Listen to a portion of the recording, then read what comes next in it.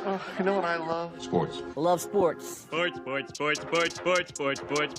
It comes to Texas A&M. Where are you getting this information? Let me tell you. Welcome to TexAgs. I need to talk a little sports with you, Ags. David Nuno here with TexAgs Radio. Billy Lucci here on TexAgs Radio. Olin Buchanan. We will develop men, we will graduate players, and we will win championships on the field. The best way for us to win is to do it together.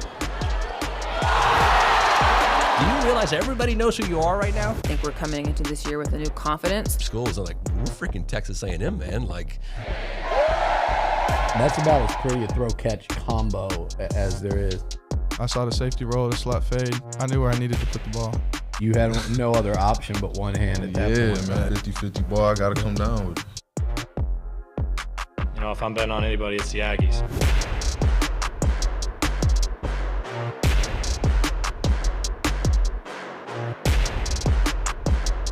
Good morning and welcome into TexAgs Radio, presented by David Garner's Jewelers.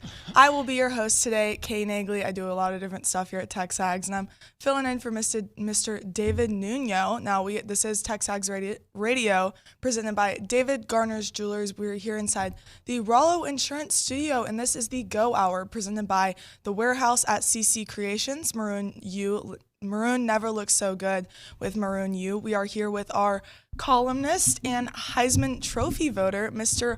Olin Buchanan. Olin, how are you this morning? I'm doing pretty well, yeah, considering everything. Considering everything? What's that supposed to mean? You coming in as host, for instance. I know you don't have a high opinion of me. I don't know about that. I asked yesterday, I said, Olin, where are you going to be tomorrow morning? And you're like, I'm not going to be here. This woman once told me she would not want to ever date my son because she wouldn't want me as a father-in-law. We're going to start it off with a bang. Mm-hmm. We're going to start the show like that.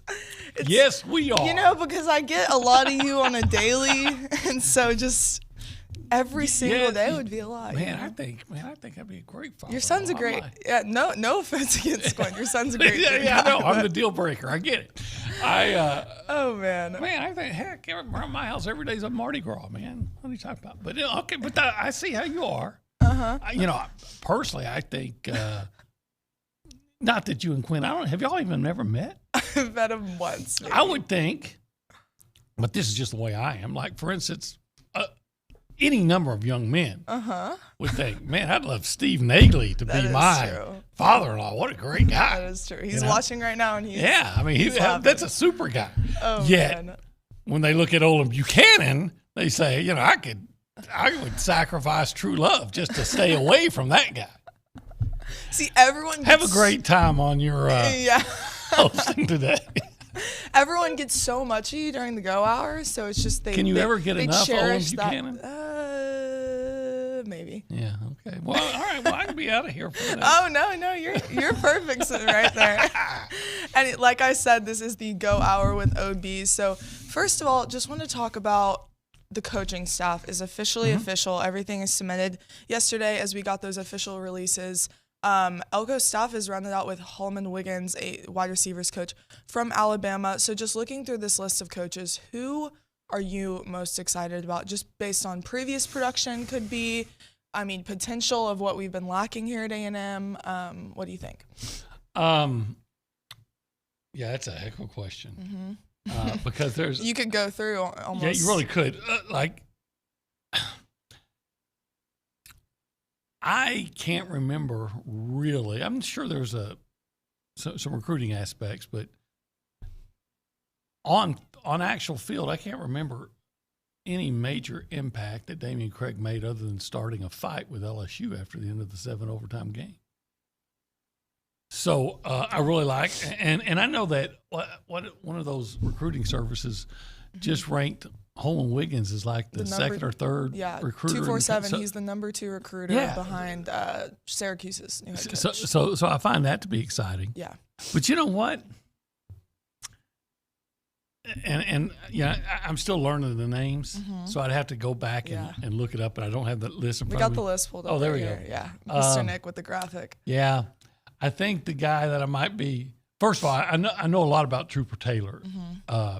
So that's outstanding. Patrick Doherty. He's a special teams coach. And you could just go back in every loss that A&M had this year, with the exception of the last one. Mm-hmm. Special teams, a special teams failure was huge, and I think all those losses. Let's think about it. Yeah. Miami, you had the kickoff return for a touchdown, plus you missed some field goals. Mm-hmm. What was the next loss? Was Alabama the next one? Alabama. Because Auburn, Arkansas, you had Alabama. You had a blocked field goal that could have given the lead. We got the schedule pulled up. Tennessee, they had a punt return for a touchdown. Yeah. That turned out to be the winning points. Mm-hmm. Ole Miss, you're trying to kick a field goal to win it. You had that blocked. Yep. You also had a field goal blocked that didn't matter, but against New Mexico. So when you just look at all the and that Mississippi State game, you had the opening kickoff returned on you. Yeah, but I was saying it turns into a win, but it was. So and even if you even go back before this year, I go to South Carolina last year, the opening kickoff for a touchdown and Beamer ball, block punts against Alabama. The special teams have been a travesty. Did they make plays? Yeah, they made some plays. Usually it's because of a great individual effort by Nia Smith on a punt return, or I will say it looked like Devon A-Chain's kickoff return against Alabama was well blocked. But hey, you make one or two blocks. Also, it's Devon A-Chain. Yeah. He's gone. Yeah. So, but I think special teams was, over the last couple of years at least, were a fiasco. Yeah. And just to make a move toward fixing it. And I think championship teams are typically really good on special teams. I mean, you have to produce in other aspects in the game. Oh, absolutely. But you see a lot of plays that are huge momentum shifts in special teams. Yeah. You talk about Alabama, for example. I mean, the A-Chain kickoff. I mean, he was right. That was they were coming back. And what happened before the A-Chain kickoff? Why was he returning the kickoff? Yeah, they had just scored. And you know how they just scored? They just blocked a punt for a touchdown. Yeah. So a special teams play had given Alabama all the momentum. A special teams play gave back to A&M. But the point is, I think that's a guy I'm pretty excited about, just because it's a position where somebody can come in and try to clean up the mess that has been Texas A&M special teams. Yeah. But there's so many. The offensive line coach, hey, I like the defensive line coach, Coach Chaos. I like him just for that name. Yeah. I'm really intrigued about the defensive backs coaches because, quite frankly, and I don't know if this is what their coaches do or whatever, but I'm sure they did, okay? But I can't remember a time when I saw an A&M defensive back, especially a corner, turn to look for the ball to make a play on the ball. They're always looking at the receiver who had them beat. Yeah. And sometimes you see their arms flailing around. Just trying to. But I can't tell you how many times I see a receiver who's running downfield and there's an A&M DB close by, but he's never looking for the ball. Yeah, turn around. Maybe do you just not coach them that way anymore? Yeah. Well, maybe somebody's going to coach them a little bit differently. And maybe they'll get better results. Yeah, we need to look at some Duke film and see for Ish or Coach Ish. He's coming from Duke, and then like you said with the special teams, A&M has been without a special teams quarter since 2017. Yeah. And hey, Colin Klein. And Colin Klein. Well, how can you not get excited about? I know what they did with less than spectacular talent. Who's the best offensive player you can think of in the last 2 or 3 years at Kansas State? Deuce Vaughn. Right. And what is he, third string? Cowboys now. What is he, third string? Yeah. Right? I mean, he's not. You got a third string Smurf, and don't get me wrong, I love the guy. I love him. You could post him up. Yeah, you're not. What is he, 5'8"? 5'5". Oh, he's 5'5". Yeah, I'd be looking down on him. I think he's 5'5". Yeah, you I'd can be post looking him down up. on him. But the point, I love the guy, and I'm glad he's with the Cowboys and all those things. But I'm just saying that what Colin Klein was able to do offensively at Kansas State with less than spectacular talent with all of his scheme. His scheme does matter. So all of his schematics and his ideas and all those things, I'm even excited about Jay Bateman. I don't know much about him, but first of all, he was on that list of top recruiters. Yeah. And I, for one, feel like, and there are a lot of people that disagree with me, and they're going to point at numbers. I thought DJ Durkin was terrible as defense coordinator here.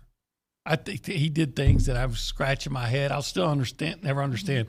Hey, I'm going to take Fidel Diggs and line him up at defensive end and then let him, instead of rushing him, my best pass rusher, I'm going to have him turn and try to run his way back in the pass coverage while the Ole Miss tight end catches a pass over him for 20 yards. Yeah.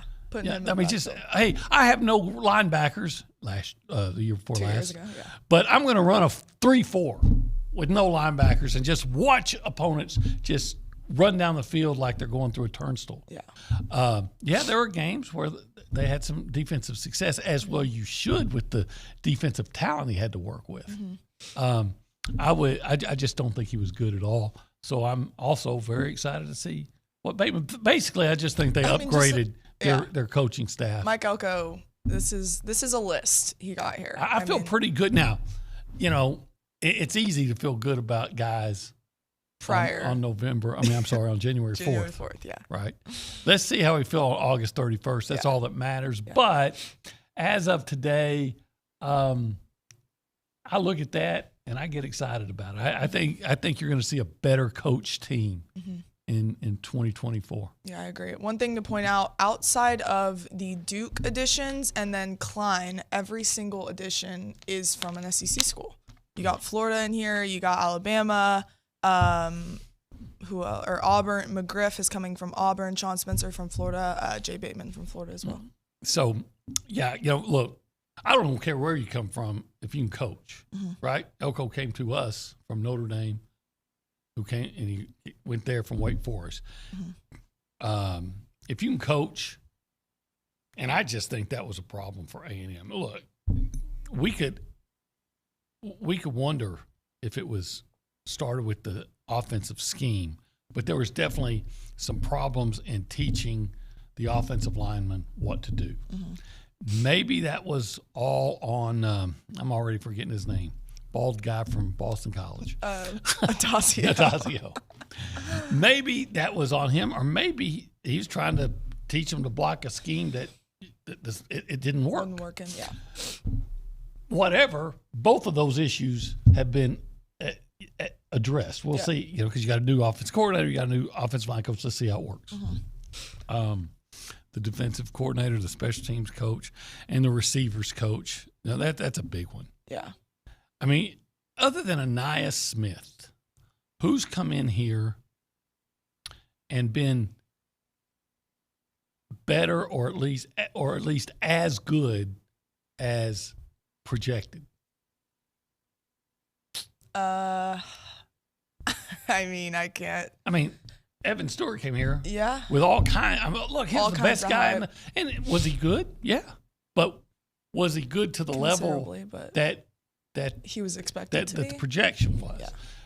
Moose hadn't gotten the chance. Yeah. And I think Noah Thomas, the jury's still out. Had a big game against the first game. The injuries were. Who was the first game against? Yeah. You don't ever judge anybody at A&M based on what they do against teams of a lower ilk. Yeah. So I'm very curious to see what a better offensive or a better receivers coach can do with the receivers. Also strength-wise, Tommy Moffitt coming in. That may be number one. Yeah, he's already. I don't know if you follow him on Twitter. He's already firing like all these, which me and Nuno and Bernie like geek out about this stuff. All this fitness, like you're not training this right, you're not doing this. He's firing off tweets, and I love it. Well, once again, I'm all for anything, whatever it takes to get guys going.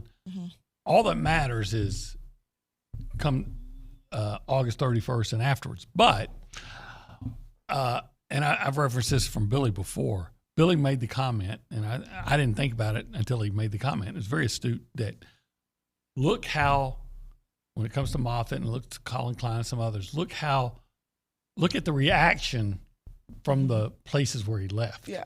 There are some times they say, hey, great, we'll pick you. We'll help you. You have him. You can have him. Yeah, we'll help him pack. Yeah. But you're seeing people like I said, I was talking this yesterday with Dalton, and I saw guys on an LSU message board saying the combination of Tommy Moffitt and an adult as a head coach at A&M scares the hell out of me. And I saw the T-Bob Abear when he said that, hey, A&M's soft. And he says, well, we're bringing hell. That's not going to be the case anymore. I love it. That's what I love. But now make it happen. Yeah. You got to win those battles in the trenches, and I think Tommy Moffitt and the fourth quarter. I mean, you can't. A&M this past season, those fourth quarters were. You look back and you're wondering what happened. So hopefully we can see some improvement there with the new coaching staff. We are going to head behind the glass and talk to Mr. Nick Savage. Maybe get his thoughts on who he thinks is the most exciting hire. Yeah, Savage Nick. First of all, I'm not a Mr. K. I call everybody Mr. Olin Buchanan. Wait, you're not a Mr.? Well, it's just a respect thing. Is there something you're trying to tell us? No. Let's steer clear here. Do you want to know? It's America. Be who you want to be. Very true, B. But before I get into what coach, I guess obviously I'll start there. Colin Klein. Yeah. Right there. That's what I'm going to say.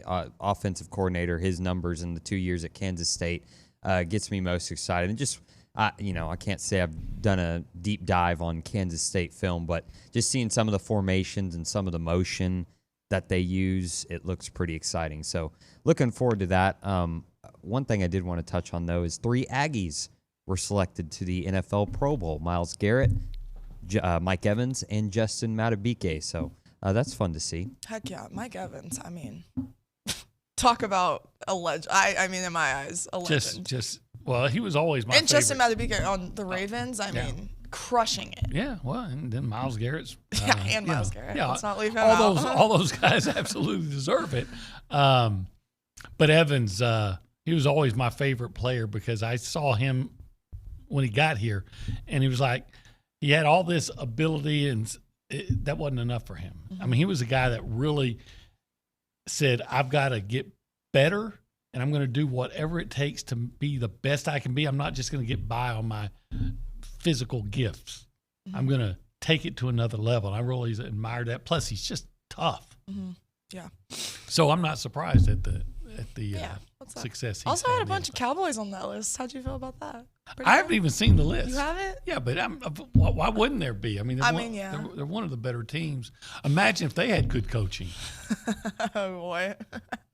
You feel some type of way about Mike McCarthy. You were going to feel like that for a long time. Oh, yeah. I'm not a fan. We'll put it that way. Oh man, he could have been on the A&M staff last year. Oh, yikes! That's about as bad of a roast as you can go. Anyways, we are going to hit a break.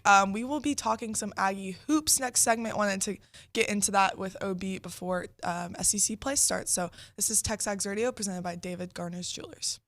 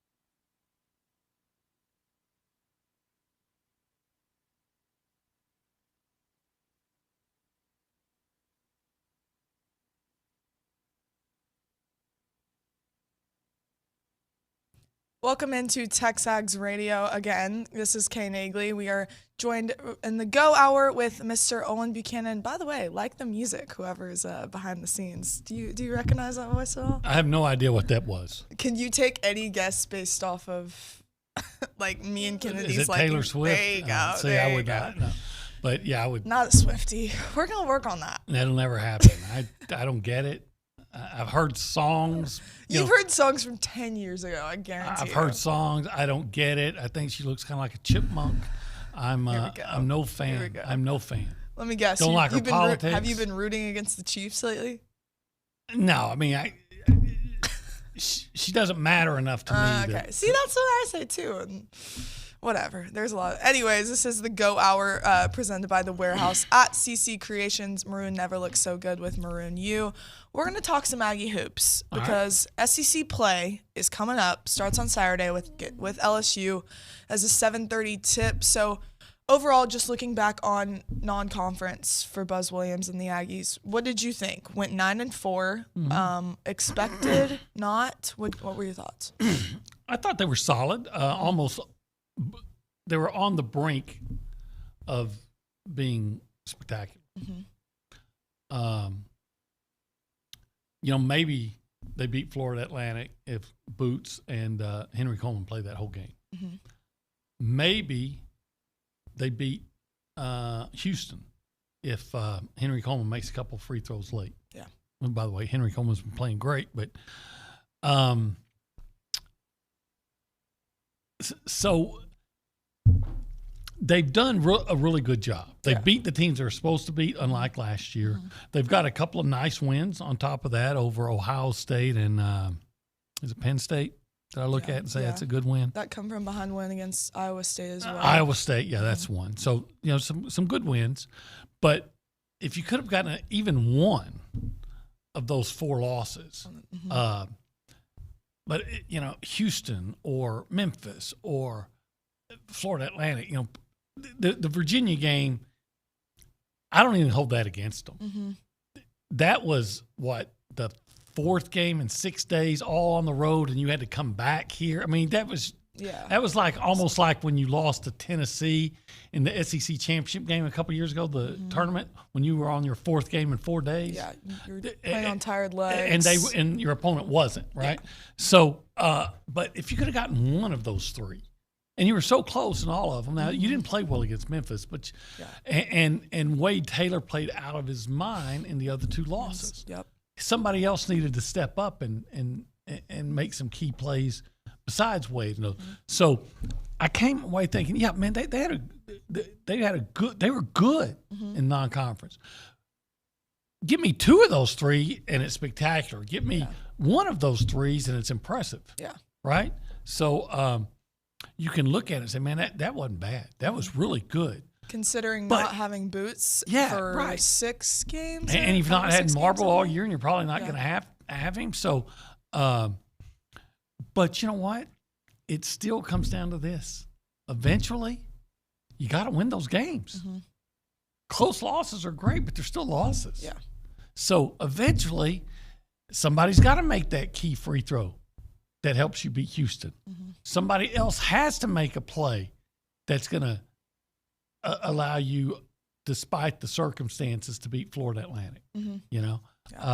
Somebody else has to play well when Wade's not great against Memphis. And I think it was Obaseki that had a nice game, if my memory serves.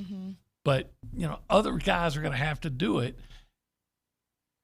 I don't mean to come off as being overly critical. I'm just saying I don't think we're expecting a good team. I think we're expecting a team that can not only get into the NCAA tournament, but actually win some games in the NCAA tournament. And to do that, it's going to take more than being, we were almost good enough to beat Houston and almost good enough to beat Florida Atlantic and all. So, I mean, they're on the brink. Yeah, it's been, 4 losses isn't perfect whatsoever, but how much do you think of that? If you had Boots in some of those games, well, you would like to think if you had Boots, it would have made a big difference. Yeah, with Wade Taylor playing out of his mind and all those against games. Houston. Right. I mean, because what gets me is I remember Houston, Wade's bombing from 30 feet out. But if you have Boots, does he have to? Yeah. Right? So that's clearly an issue. Boots is either your second or third best player. Mm-hmm. And now what hopefully once conference starts on Saturday, I would like to see less 30-point games from Wade Taylor as long as I get more consistency. Mm-hmm. I want to see the Wade Taylor we got at the end of last year when you could pretty much expect that he was going to score between 15 and 25, 16 and 24, somewhere in there. Mm-hmm. Because sometimes this year we're getting Wade 30 points and sometimes it's like 8 or 9, and maybe that's just because without Boots, he's having to carry too much of the load. Yeah. And without Boots, your opponents, especially the good ones, are looking right. I can come at him. You are not going to get the ball. Yeah. I'm going to make you give up the ball, and I'm not going to let you get it back. Yeah. And I think he's running into that. Yeah. I mean, mean, getting Boots back might take care of some of that too. Yeah, may distribute the weight a little bit. Henry Coleman has had a role and also just helping out. He's had a couple doubles this season so far. Played really well. He has. I want to get into some superlatives with you just before SEC play start. So, who do you think has been the most pleasantly surprising player so far throughout non-conference? See, if I said Anderson Garcia, would that be a surprise? I mean, he only started in a couple games? But he's a role player who is outstanding in his role. Yeah. But I'm not sure that it's a surprise. Yeah. Maybe Solomon Washington. Yeah. He's been that Iowa State game. He turned it up. Because they were down more than 20, I believe. I think he gives a measure of toughness that A&M doesn't always have. Now, he did go down last game with, it looked like some kind of concussion head something. Okay. He was escorted off. I mean, he had a rag in his mouth. It was, I don't know, what was all going on. I think he may be okay, but we'll see. He did not return in that game. We probably won't know until Saturday night because Buzz doesn't talk about injuries. He won't. But you have him, going hard throughout SEC play. I mean, that just brings another element. So when I talk about surprise, I think Hayden Hefner has been better. Yeah. So you could say him, even though, look, let's be honest, he's kind of up and down. Mm-hmm. But he's up more often than he has been in the past. Yeah. Right. But as a surprise, I think, at least to me, Solomon Washington. That's a good answer. Who would you say? I would say off instant thought would be Andy. Because you're there doing your I'm either covering the game I wrote the column last week. I know Don't even. Anyways, off the bat, Andy. I would say solo. Well, again, with me, I'm not surprised by Andy. You expect him to have. He's so good at his role. Yeah. He knows what his role is, and he's so good at it, and he sticks to it. Yeah. And he produces. Yeah. But he always has. Yeah, he has. I mean, ever since he got here, he crossed the 250 rebound mark last game, and he's been here for 46 games, I believe. So just. Hey, I'll always remember the steal at the end of the Alabama game. Yeah. But he's just a guy that's in the right place at the right time. When you needed something at the last moment, he provided it. He's always seems to be at the right place. Yeah. Turning the page, who do you think has been the most underwhelming so far?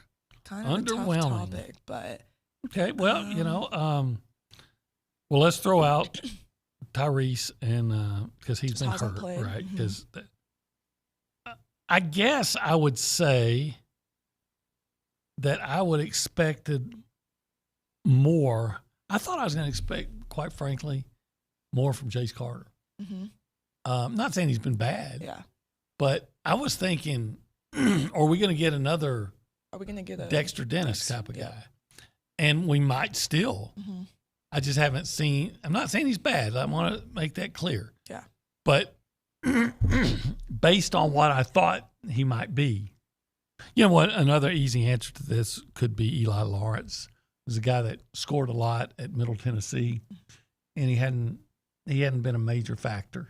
Yeah. Coming into the season, I know Buzz said, obviously replacing Dexter Dennis is going to be hard, but seeing Jace and Eli maybe combining for a little bit of that role, which, I mean, we saw Dex just go off in SEC play last year, which was he's going to be hard to replicate. And then, as well, Tyrese Radford. I mean, you were just expecting to see more out of him, I guess, is the right way to say it, just because of his production last year, and you just haven't seen him. Yeah, but he's been hurt. Yeah, you haven't seen him.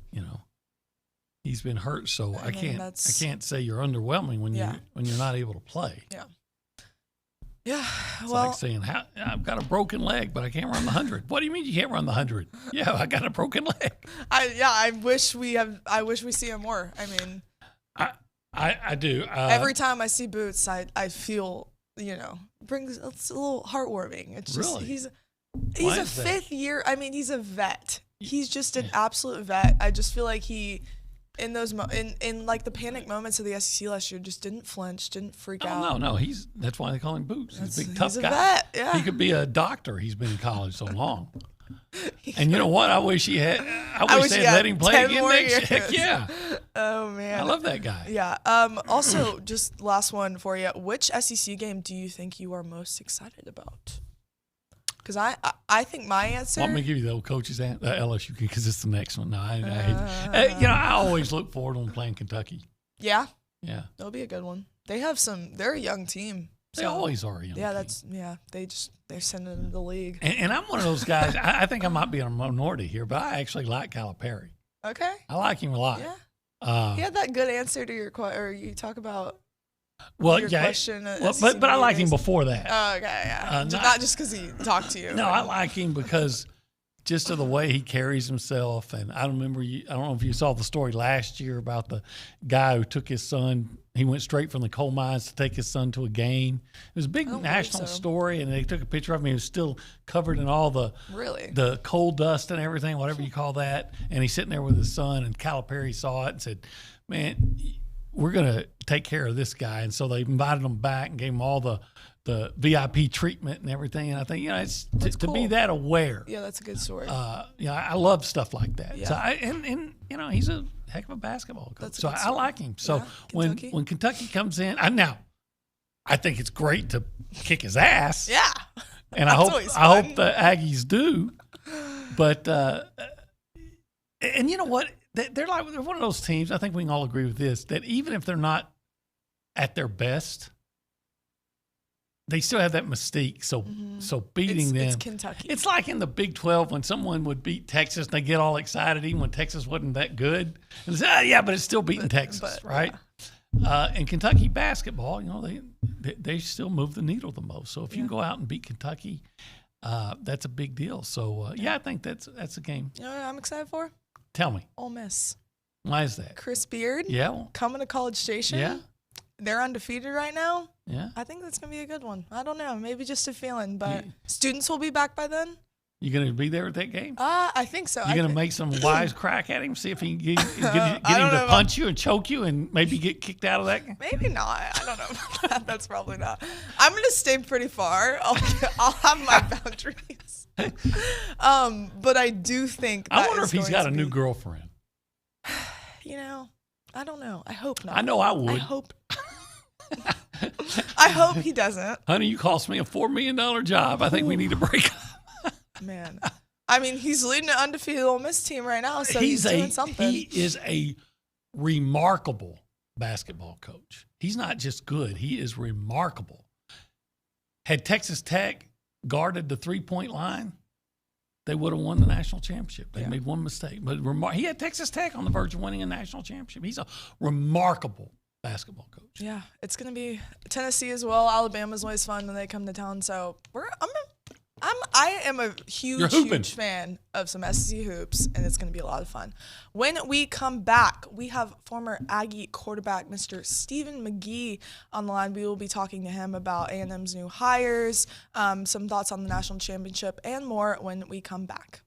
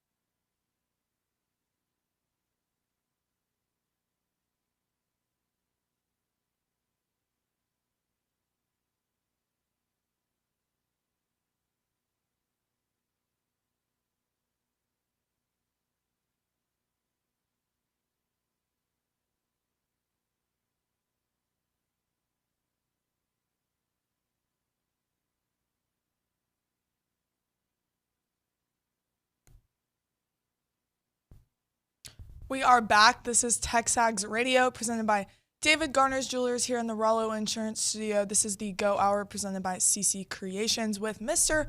Olin Buchanan, and we are also joined by Mr. Stephen McGee, former Texas A&M quarterback. Stephen, how are you this morning? Doing great. How are y'all? I'm great. I like the polo you're rocking. Thank you. Yeah, played in the women's golf tournament this year. Got some good swag. Yeah. They showed us how to appropriately swing a golf club. It was a good time. Nice. That sounds fun. So earlier, me and Obi were just talking. A&M has officially, Mike Elko has officially rounded out A&M's coaching staff. We're looking through these lists of names. Just your initial thoughts on them, and then maybe who are you most excited about? Yeah, I love everything that Elko's done since he's been here. I think if you're going to say there's anything that's maybe not gone our way, it could probably be in the recruiting race and the guys transferring out, which I know that happens. But Colin Klein is an exciting hire for me. There's a little bit of an element of unknown what that offense is going to look like, but a young guy, up and comer, has had a lot of success, and I'm excited to see him take hold of the reins here at A&M and just kind of see what this offense looks like under his direction. Yeah, Obi was talking heavily just about some of the hires. I mean, you were going down the list of hires you were excited about. Like I said, there's so many. Yeah. Because there were so many assistants on the previous staff that I just didn't get. Tell me, Stephen, what? And I know you're a really nice guy and you don't like to throw people under the bus, but there's no one I won't throw under the bus. What did Damian Craig ever do except start a fight with LSU at the end of the 7 overtime game? I'm talking about on the field, not recruiting. I know he had some recruiting wins, but as terms of being a receivers coach. Yeah, it's difficult to form an argument in favor of the production as a coach or some of the locker room issues or just the people person thing. Is the guy going to really help the locker room develop? I would be in favor of your argument there. It was a head scratcher. The fact that they retained him so long, especially after you had some offensive turnover, you felt like he would have been the first guy there. So there's definitely an element of loyalty there by Jimbo Fisher to him. I'm not sure if that goes back to their playing days or what the issue was, but and then Odazio, I think, is the second one there. Just the struggle that the offensive line had and the ability of these young guys to relate to him. It seemed like there was some struggle there as well. So, yeah, I'm in total agreement. There was definitely some head scratchers, especially on the offensive side. Want to flip the script a little bit, talk a little national championship. So it's going to be Washington and Michigan. What do you think of that matchup? And then also, if you could give your thoughts on Michael Penix, had quite a game against Texas last weekend. Man, there's no doubt on the latter there. It's not the matchup that I had predicted. I think I picked Texas and Alabama. So what do I know? But Michael Penix is a phenomenal player. He's fun to watch. He's going to be a high draft pick. He deservedly so. I think he's everything that's right with college football. I know I'm not a big transfer portal guy, but he's a case of it working out really, really well. He does it all. I mean, it's just he checks all the boxes. Seems like a really good kid, and it's going to be a great matchup. Michigan's got a good defense, and I'm not crazy about J.J. McCarthy, but he's a good football player, and I would not count Michigan out. But I would love to see Washington win it. Yeah. Does it hit a little different for you whenever Texas goes down the way that they did? Yeah, it's I don't know. Texas having success doesn't really bother me. I've always believed that we got to fry our own fish, and we do what we do here, take care of business. We're going to be able to not only compete with them but beat them on the field. That doesn't bother me. But yeah, I guess at the end of the day, seeing them lose isn't always the worst thing. Yeah, you're not going to root for them, right? Yeah. But I'm with you, Steve McGee. I don't want my my athletic celebration to be based on another team losing. Yeah. I want it to be based on my team winning. And so I get it as who they are. That's am I going to root for them? No, but when they lose, yeah, okay, great. But to me, that's not the reason to go to the message boards and everything. Does it mean a little more, though, that they're coming to the SEC? All I care about is A&M winning. And now that they're going to be in the SEC, I know it's going to be harder. By the way, Stephen, first of all, your comments about the Washington quarterback, I'm with you 100%. I wish A&M had the quarterback like that. Maybe they do eventually, but I'll admit I have Penix envy. Now, I want to ask did you watch the Michigan-Alabama game? Did you watch the game? Did you see at the end? Yes. I want to ask your opinion of the play. You'll remember the 4th and 2, and they did all this kind of motion and shifting all this to get the guy wide open in the flat to pick up that 4th down on that game tying drive. Just your thoughts on what they do offensively, especially juxtaposed to what we've seen recently here offensively. Yeah, it's a great question. In my opinion, again, I'm not in the locker room, not in the quarterback room, and so I don't know this exactly. But having seen similar plays installed under 3 different coordinators, I would say that they're doing a box count there on the quarterback draw. So they're saying, hey, like if they stack inside the box, we're going to swing it out on the bubble screen. They were cover 0, all out pressure. Not a good look for quarterback draw. Especially against a good defense. And so I think it was a misread by the quarterback. I think that ball should have been definitely swung out in the perimeter. It's a very simple read, box count, swing it. It's press man, not ideal, but that's why you get the guy on motion, so you get that press off. So a little bit of a head scratcher. Well, I was thinking about a different play, but that's okay. I know you're talking about the final play that Alabama ran, right? Yes. I thought you were talking about Alabama. No, I was talking about the Michigan, but that's fine, because that was always. That was another. But I was talking about when Michigan was facing 4th and 2 on their game tying drive. In regulation. And they do all this shifting, and they set it up to get, was it Corum open in the flat? Nobody's around him, and he ends up picking up like 30 yards, but 15 of it came back on a block in the back. But anyway, I was just so impressed with the design of the play to figure out a way to make a guy come open, as opposed to just hey, let's hope he gets open. Especially Blake Corum. Yes, the old running back mesh where you got the pick routes coming, and he sneaks out from minus position out into the flat. A lot of people are doing that. That's been a hot play this year, all levels of football, honestly. My hot button issue, I want to hear OB's take on this one, is Detroit Lions 2-point play, and the genius was Dan Campbell. What are your thoughts on that one? I know the good guys won, but they beg to differ. First of all, if they had not called a bogus tripping penalty, none of that even matters. Okay? So all the Lions fans, Zane, who are up in arms, if they don't make a call that didn't happen, the only tripping was done by Aiden Hutchinson. Mm-hmm. So if you don't make that call, the Cowboys got 2nd and 3, and they're probably going to pick up the 1st down, and then none of that matters.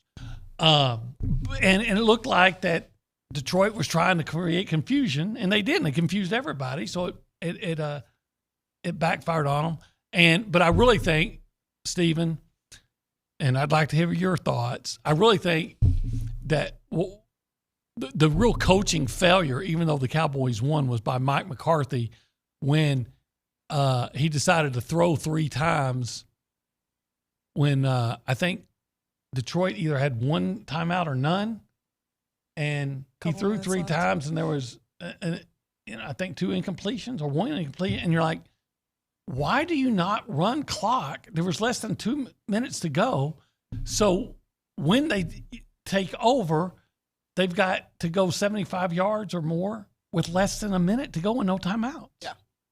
Why do coaches, what is the aversion to clock management by coaches nowadays?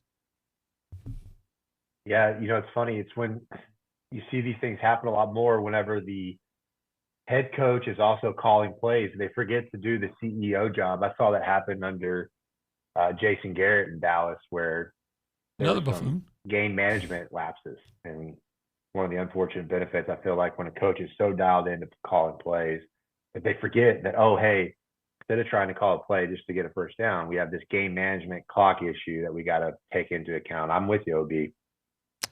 Steven, we're going to have you for another segment, but we will hit a break. This is TexAgs Radio presented by David Garner's Jewelers.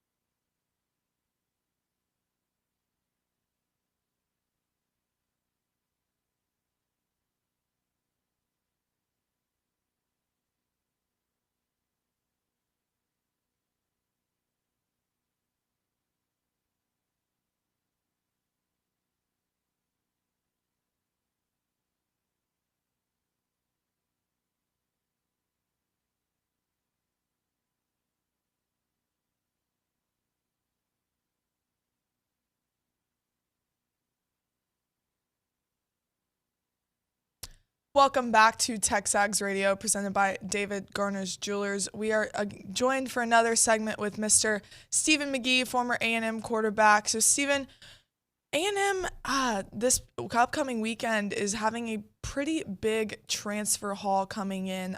Just want to get your thoughts on how previously aggressive Mike Elko has been in the portal, and then continuing on what you think he could do. Yeah, I think it's vital right now. I heard someone say this last week that, teams can become championship contenders. In the past, it would take 3-4 years where you feel like you get the right guys in, you have to go out and recruit high school kids and then mature them up. But now with the portal, you can become a championship contender in 2 years. Whether you believe that or not, I think it's a very fair point, and it's going to be vital with the amount of depleted roster we have, is my opinion, especially on the defensive side of the ball. You got to get some corners. You got to restock that defensive line, especially the defensive ends, and then linebackers are void. You lose a lot. So I think it's really, really important. Now, all that to say, you've got to bring in the right kind of guys And when I see the headlines that Denver Harris is here, it really scares me. Interesting thoughts from. Well, maybe Denver's learned this lesson. We'll see. We'll see how it goes. You never know. Never know what can happen. That's a very mum comment. Hey, I'm not associated with TexAgs, so I can say this a little bit more freely. This would be his third transfer in 3 years. And what I had someone tell me from a coach, it was not a redeeming comment for Denver. And I just have to believe that sometimes there is a strong addition to your football team by subtraction, if that makes sense. All right, we got to hit a break here, but thank you, Mr. McGee, for joining us. That is the Go Hour with Olin Buchanan. Next up, Laura Rutledge with ESPN.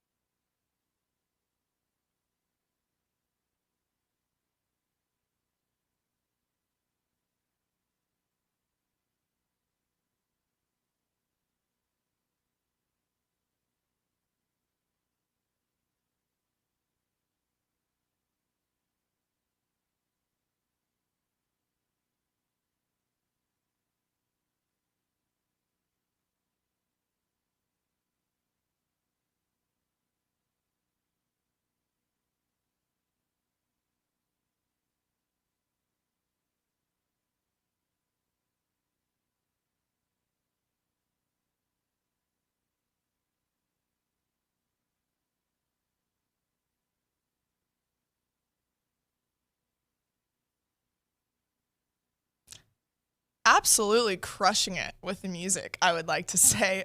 This is TexAgs Radio presented by David Garner's Jewelers. I am filling it in today, Kay Naegeli, as your host, as David Nuno is taking some vacation. Before this interview, I want to give a quick shout out to my sister. It is her 19th birthday. Had to squeeze that in, so happy birthday, Kristen. This next interview was very cool for me. This is someone that I have looked up to for a long time. ESPN and SEC Network host Laura Rutledge. She also hosts NFL Live, also hosts SEC Nation. I mean, you see her pretty much anywhere, so let's hear from Laura. We are back with a very special guest and someone who I have looked up to for a very long time. ESPN and SEC Network's Laura Rutledge is joining us. We're so glad you can join us. And how is this week treating you after being at the college football playoff semifinal? Yeah, I'm so happy to be with you. And thank you for the kind words. You're so sweet. I'm so excited for you hosting this show. It's awesome. And I know you're doing a great job. But yeah, it's a crazy week. I did the Rose Bowl and we were in Pasadena for 4 or 5 days in the lead up to that. I was covering Alabama.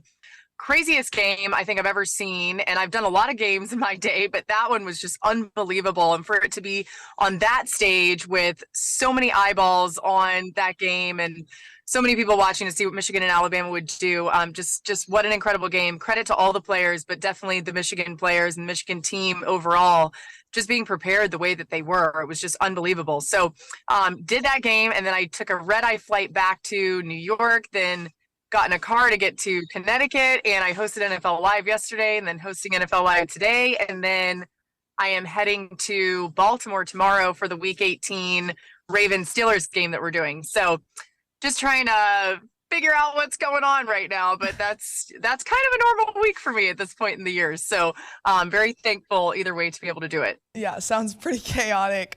So yeah, I want to talk a little bit about that Rose Bowl last week. You're on the sidelines, and just for such an iconic game, honestly, with the way it finished. Could you just take us through your thoughts while you are on the sideline preparing for an ending like that, and then ultimately the overtime finish with Michigan coming out on top? Yeah, it's wild when you're down there, and of course we have our broadcast obligations. So I knew that if Alabama was winning, I was getting the head coach interview, and then Holly Rowe would get a player interview. And then if Michigan won, Holly would get Harbaugh, and then I would get a Michigan player. So as time's winding down, you're watching the game and you're taking everything in and you're observing to potentially provide a sideline report just based on what you're seeing down there. But you're also trying to think of questions for multiple people because you don't know who you're going to interview when the game is that close and that crazy at the end. So I was going through probably about 28 different iterations of interviews that never happened, thinking what I would ask and, focusing on that. And then also making sure I was focusing on the game. But it was just one of the coolest things. I was saying to somebody, I don't think I've ever been at a game where you felt like every single person in the stadium, it didn't matter what their role was, whether they were a fan, whether they were working the game, they were all holding their breath to see what would happen. It was just that was such a cool thing as a collective group of people to witness. So really, definitely the adrenaline was rushing high. And it was funny when we ran out on the field after Michigan had won, we knew we were going for JJ McCarthy, the Michigan quarterback, but he was trying to find a rose. And if you watch the interview, I asked him why he was trying to find the rose, and he ended up explaining that he was superstitious. He didn't want to touch a rose all week until they won, and it's a Stanley Cup thing, which is really cool. But he was looking everywhere for a rose. So at one point, while we were waiting for them to toss to us, I was like trying to find him rose petals because I was like, maybe that's something. So I handed him a handful of rose petals, and he was like, that's cool, but that's not the actual rose. And ended up somebody got him a rose. But I mean, this was happening in, a matter of 90 seconds or something. So it's pure chaos down there, but so much fun. Man, that's an awesome story. So, I mean, the national championship is in our neck of the woods down in Houston coming up on Monday. What do you make of this matchup between Michigan and Washington? Well, I'm so excited for both of these teams. I mean, what we saw Washington do and Michael Penix Jr. do is just absolutely unbelievable. Some of the throws in that game against Texas, I keep watching them on repeat because they're absolutely outstanding. And I think he's a player that in a lot of ways, despite being a Heisman finalist and, being somebody that a lot of people have talked about, I think he's flown under the radar in some ways. Just not enough people watch those West Coast games. And it's just unfortunate part of the time zones in the United States. I don't know how else to put it, but they're a fun team. They're a well-coached team, but their offense is so much fun. I think against this Michigan defense that we saw confuse Alabama and put Alabama off rhythm, it's going to be really fascinating to see how they try to attack Washington's offense. And then I think for Michigan's offense, we've just seen J.J. McCarthy and this team. Blake Corum is the best player on the field. They just don't take no for an answer, even when it even seemed like they were going to start that Rose Bowl game off with a pick. It didn't end up being a pick, but they just don't care. You know, anything that doesn't go their way, they keep fighting back. And I think that's why they're going to be a force to be reckoned with in this one. Yeah, we're looking forward to that one. But want to talk some A&M just while we're here in Aggieland. Hiring of Mike Elko. We haven't been able to speak to you since that has happened. Just what do you make of it? And then how quickly do you think Mike Elko could have success here? I love the hire. I know some people wondered if they would go for maybe a splashier hire. I think at this point, especially the way the contract is structured and the money on it, it's the right thing to do. Give him a chance to prove that he can turn this program around. He understands Texas A&M. He knows what's expected there because he's coached there before. And I do think he's going to have success. I mean, there's no shortage of talent in College Station. There's no shortage of ability to get more talent. So I'm excited to see what he brings to the table. And we spoke to him at the SEC Championship, and he said, yeah, that's where we want to be next year. So he's got lofty expectations and goals for this team. Yeah, speaking of high expectations, I've grown up an Aggie fan and can just remember every year it's pretty much you're expecting A&M to make some noise. But our arch rival Texas will be coming in the SEC next year, just coming off a playoff appearance. You've seen some pretty incredible SEC games, I would say. Where do you think that's going to rank on your list of games? Oh my God.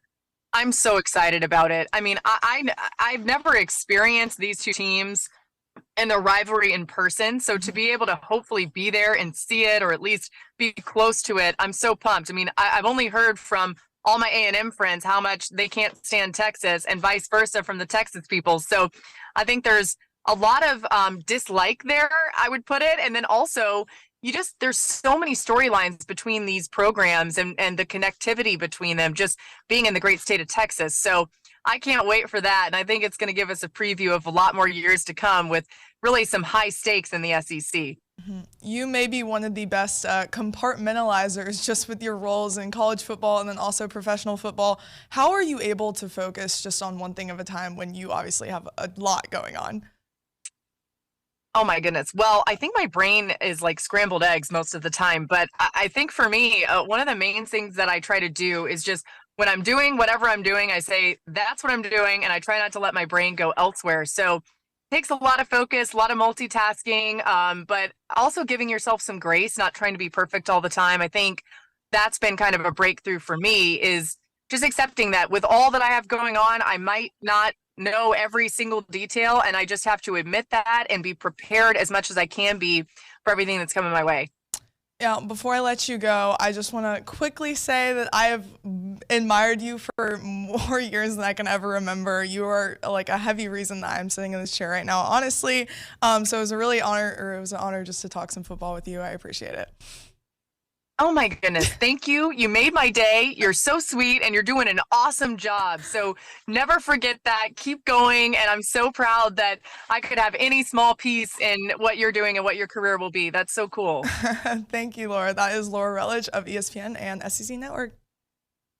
That was a pretty cool interview for me. Wholesome Kay Naegeli. Oh man, don't even. I know, got to my sentimental side a little bit. I've just watched her for more years than I can remember, like I said, and that was a pretty cool moment for me, if I do say so myself. Yeah, I mean, what the most interesting part to me was that last question you asked her about how she, compartmentalizes everything she does, because in a much smaller scale, I don't want to compare myself to Laura Rutledge, but, I do this. Go ahead, Nick. I do play-by-play when I can. I help out, at other places, guest host. So, and I know how I feel, so I can only imagine what it's like for her doing, flying across the country. I'm just driving to different towns, but she's flying across the country doing TV shows and high-stakes game, the freaking Rose Bowl. So that was a really interesting question. You got to think about, too, I mean, NFL Live, you're talking about 32 different teams, and then you're going to SEC Nation also, I mean, and talking about the matchup that week and then other SEC teams, and you have to know players and coaches and coordinators and all of those things. Yeah, that was a really cool interview for me. Want to flip the script a little bit, Nick, and just for a second talk about the college football playoff. Michigan and Washington. What do you think about this? And I don't know who I'm favoring yet, but Michael Penix Jr. just had a game last weekend. The only it's the Wombo Bowl, right? Have you seen those memes? it's the Wombo Bowl, but yeah, I don't know, man. It's like two conflicting styles. I'm trying to put up a graphic at the same time as I talk here. He's multitasking. Yeah, the line shows Michigan's a favorite, which I think is right. 3.5, basically a pick 'em, not really, but.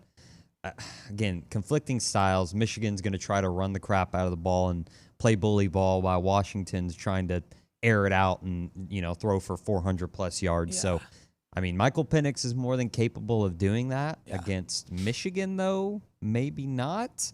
As of right now, I'll go Michigan. I don't have a score in mind, but I think Michigan is favored and rightfully should be. So I'll go Michigan in a.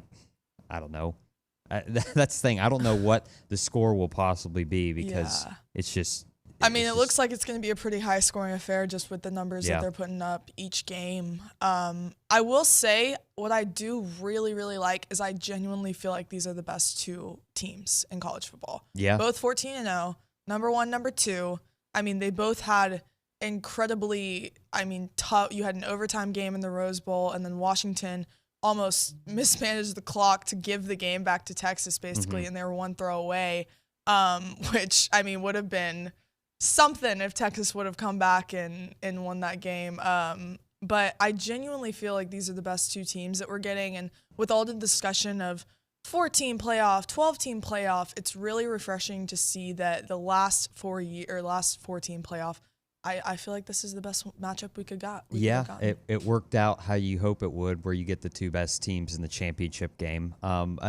Thinking about it, though, what do you think, knowing what we know now, even though this is not fair at all, how would you re-rank?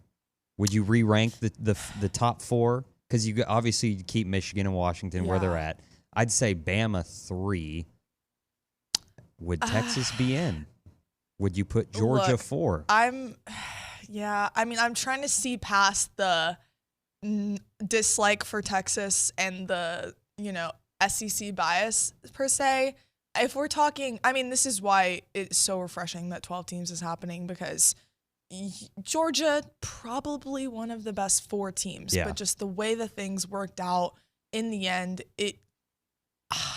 the argument about Florida State, I don't get, and the fact that Florida State players and people are making something when they just lost by what? It was 60-point loss, 63-3 was the final score.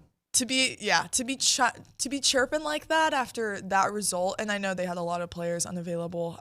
But so did Georgia. That's the thing. Georgia had just as many they're not all opt-outs, but transfers, players going to the draft and opt-outs. Yeah, so and what I thought it was an equal number. Interesting is Kirby Smart commenting on all of that, saying, but when you look at the numbers, I believe they had the same amount of players not available. Yeah, exactly. So, it's just, again, SEC versus ACC. Could you make that argument there? But I do think I wouldn't change the 4 teams that we're in. I think the games that we got were a result of the committee getting it right, per se, just because they were so close down to the final minutes and in the overtime. Pretty iconic. It took, 10 years of the 4-team playoff format, and we finally got 2 really good semifinals. It's usually either one or none, but like you said, next year we're going to be having a discussion about 9-3, 8-4 teams sitting on the bubble instead of undefeated conference champions. Yeah, it's going to be crazy, and you're going to see a heavy presence of the SEC as well in those 12 games. You look, the conferences, Mizzou would have been in it this year. Ole Miss has had a heck of a year and probably will next year as well. It's going to be really interesting with all these games played, how to see who can last, if that makes sense. it's see, I've never understood the players are playing too many games argument, because look at the FCS level. They're playing, I think, to get to their championship game. And look at Texas high school football. To get to the state championship, you got to play 15 games. That's true. So they're doing it in high school. They're doing it in the NFL. They're doing it in the FCS. Why can't they do it in Division I? I feel like some of that just comes from the just kind of prima donna-ish that college football has become with the NIL, the transfers. If you're not happy, you're leaving attitude. I feel like that's where some of that comes from. But again, it's going to be, I think hopefully the 12-team playoff will show a lot more loyalty, if that makes sense, because you're just seeing these guys opt out and leave and just not, have buy-in or care versus Michael Penix and all, like Michigan, Blake Corum. Like, these guys are, obviously going to play. Their team is playing for a national championship. Yeah, you're going to have more teams in contention, but then you look at the flip side. What about the other 110 teams that aren't playing for a championship? That is interesting too. So yeah, it's gonna be. I mean, also with Michael Penix. I mean, people with the game he had, people are like, did we mess up the Heisman? I mean, like, is that vote too early? There's a lot of different things that are gonna change in college football, which I think is cool. But it's also just kind of not sad, but a little bit, just to see some of these things go.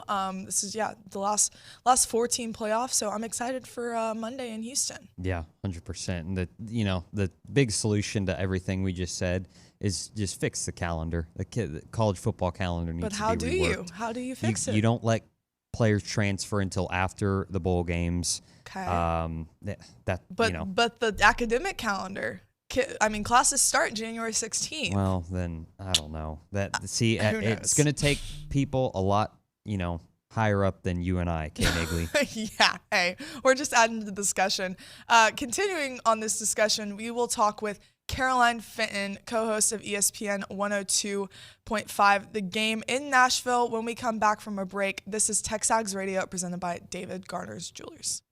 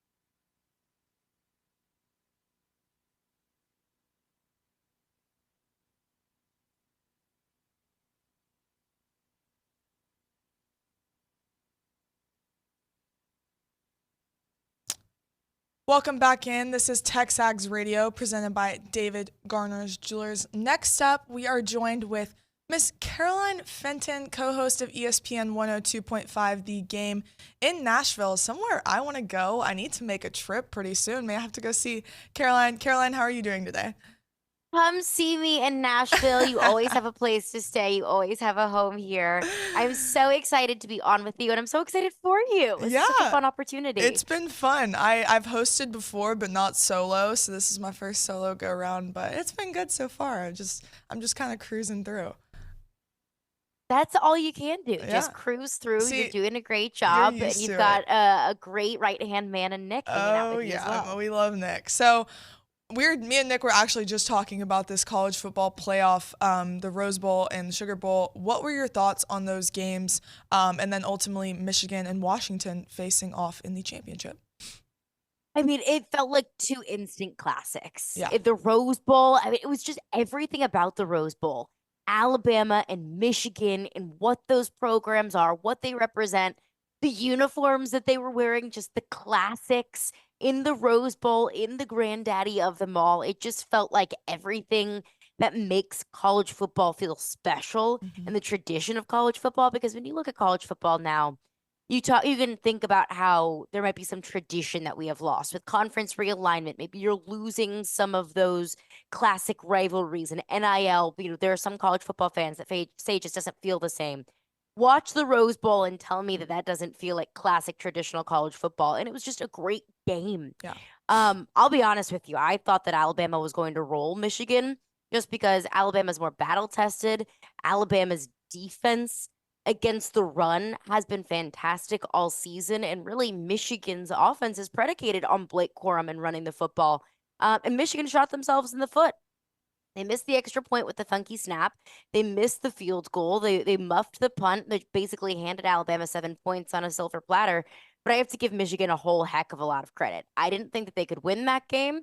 And all season long, it has truly been the world against Michigan, not some sort of manufactured the world against us that Kirby Smart or Nick Saban might do every single season. But no, it has literally been the world against Michigan all season long. So credit to that locker room and credit to Jim Harbaugh for keeping that team focused. And I think that an excellent game plan. And then Texas and Washington, I was hoping that it would be the kind of blockbuster classic that it really was. Two high-powered offenses. And that's really what we got. That's really, how they delivered. I am shocked that Washington decided to run the ball like they did at the end of the game. I thought, Kalen DeBoer, what are you doing? Just take a knee, coast through. It's okay to just, end the game where you have it there. So, and kind of nearly blow up in their face there at the end of the game whenever the running back went down with an injury. But just a really, really fun weekend of football in those two games and really in bowl season as a whole. Yeah, so talking about Texas and Washington, you are an LSU grad, so I'm curious. There was a couple of arguments made just about Jaden Daniels versus Michael Penix in the Heisman Trophy talk. Just what were your thoughts on Michael Penix's play, and then also people saying that Daniels maybe shouldn't have won the Heisman? Look, Michael Penix is fantastic. And I think that was shown by the Heisman voting. It was the closest Heisman Trophy vote, I want to say, in the last 5, 6, 7, 8 years, whatever it was. Michael Penix is fantastic. He put Washington on his shoulders. He made throws that I thought were so impressive. He was able to fit the ball in the teeniest and tiniest of windows, where he had about a 0.5 of a second window that he needed to fit the ball in, and he did. So Michael Penix Jr. is fantastic. I also think it's really easy and really convenient to say that we should wait until after the college football playoff to vote for the Heisman as we're watching the college football playoff. Yeah. It's a regular season award. And when you look at the regular season, Jaden Daniels, hands down, has been the most valuable player in all of college football.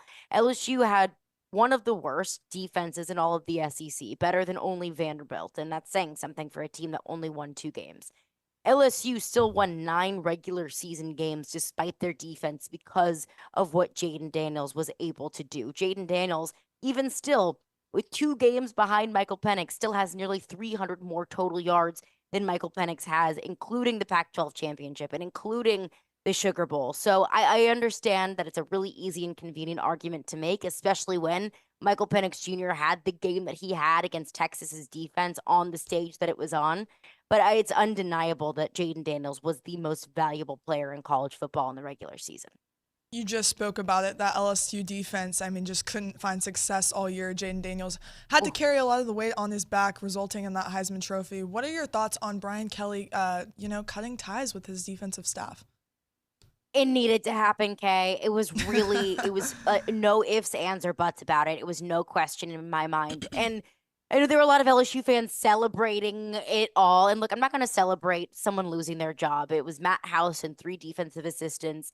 But that's just what accountability is in college football. Whenever you coordinate the worst defense in the history of LSU football, which is what that defense was, you don't deserve to come back next season. Whenever the defense cost LSU at least 2 games, cost them the Ole Miss game, gave up over 700 yards to Ole Miss, gave up over 300 yards and missed tackles, cost them that game, cost them the Alabama game. Jalen Milroe ran for almost 200 yards and 4 touchdowns, and LSU's defense had zero solution for it. They would have won those 2 games and possibly even the Florida State game early in the season if LSU's defense was just able to get a few stops. So we might be talking about an LSU team in the college football playoff. We could be talking about a potential national championship LSU team had the defense just been average. I don't need it to be great. I just needed it to be average, and it couldn't even do that. So Matt House needed to lose his job. There needed to be a change. And it was really celebrated by a lot of the LSU defensive players. Braden Swinson, defensive end, posted on his Instagram story like a video of a person kicking rocks. Harold Perkins, who you all know well in Aggie land, he tweeted out, "Ain't it fun when the rabbit got the gun?" Which honestly, I didn't really know what that meant, but it was essentially like, look at us, we got our power back. So it was celebrated by LSU defensive players, and I think that alone is enough that he didn't have the respect of those players and he needed to go. And it's a new defensive era in LSU starting in 2024.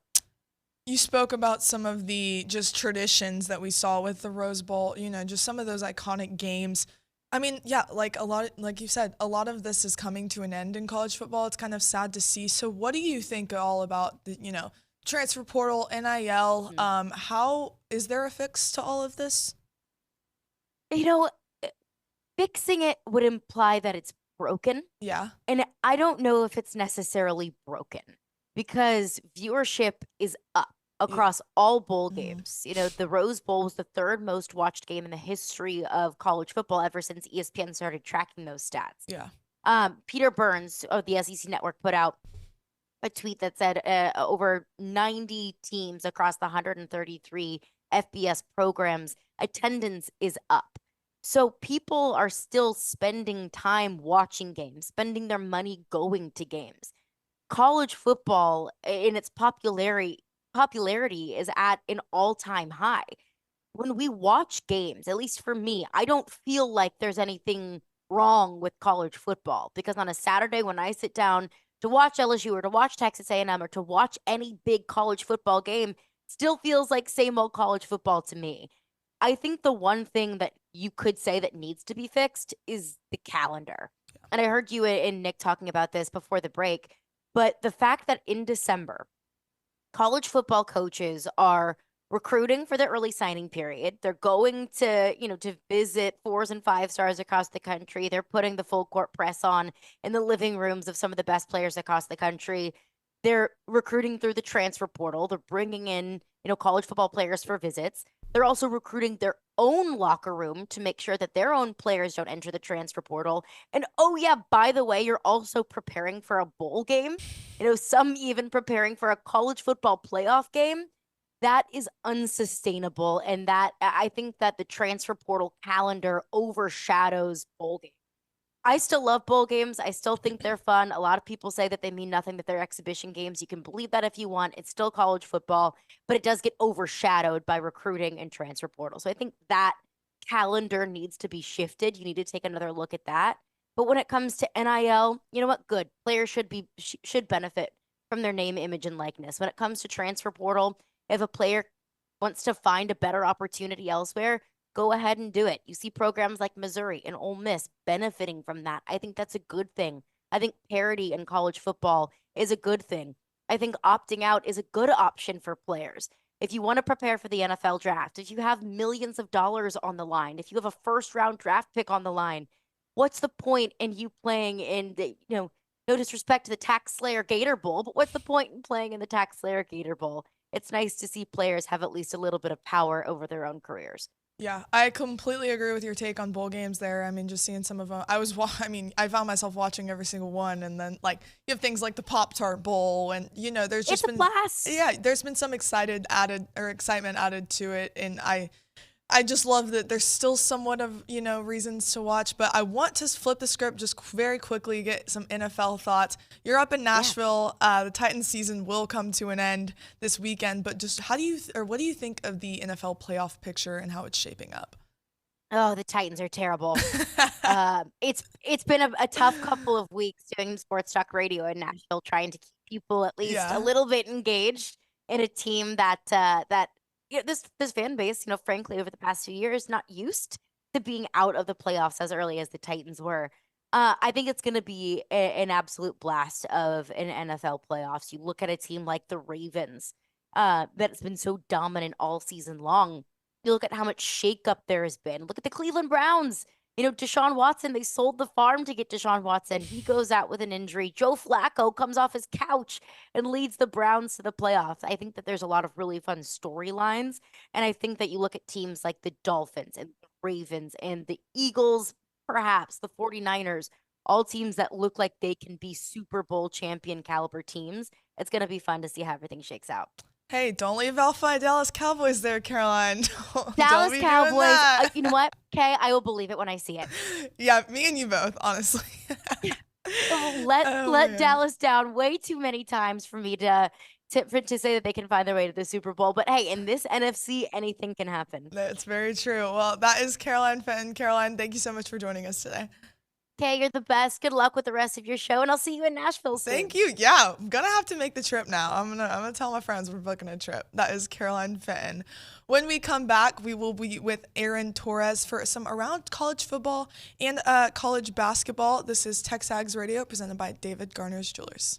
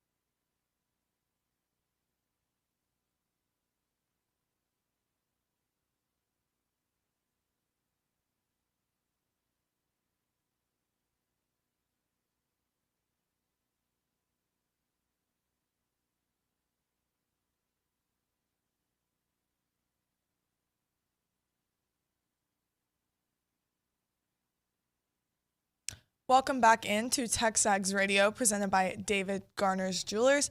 This next guest, it will be Aaron Torres of Fox Sports Radio and the Aaron Torres podcast. Now, I have not specifically gotten to talk to him, but I'm usually back in that fishbowl listening when he comes on.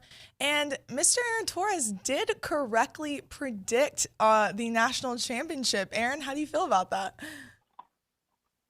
Well, first of all, Kay, I appreciate you listening to what I even said. I mean, Nuno, half the time I'm talking to him, he doesn't even know what comes out of my mouth.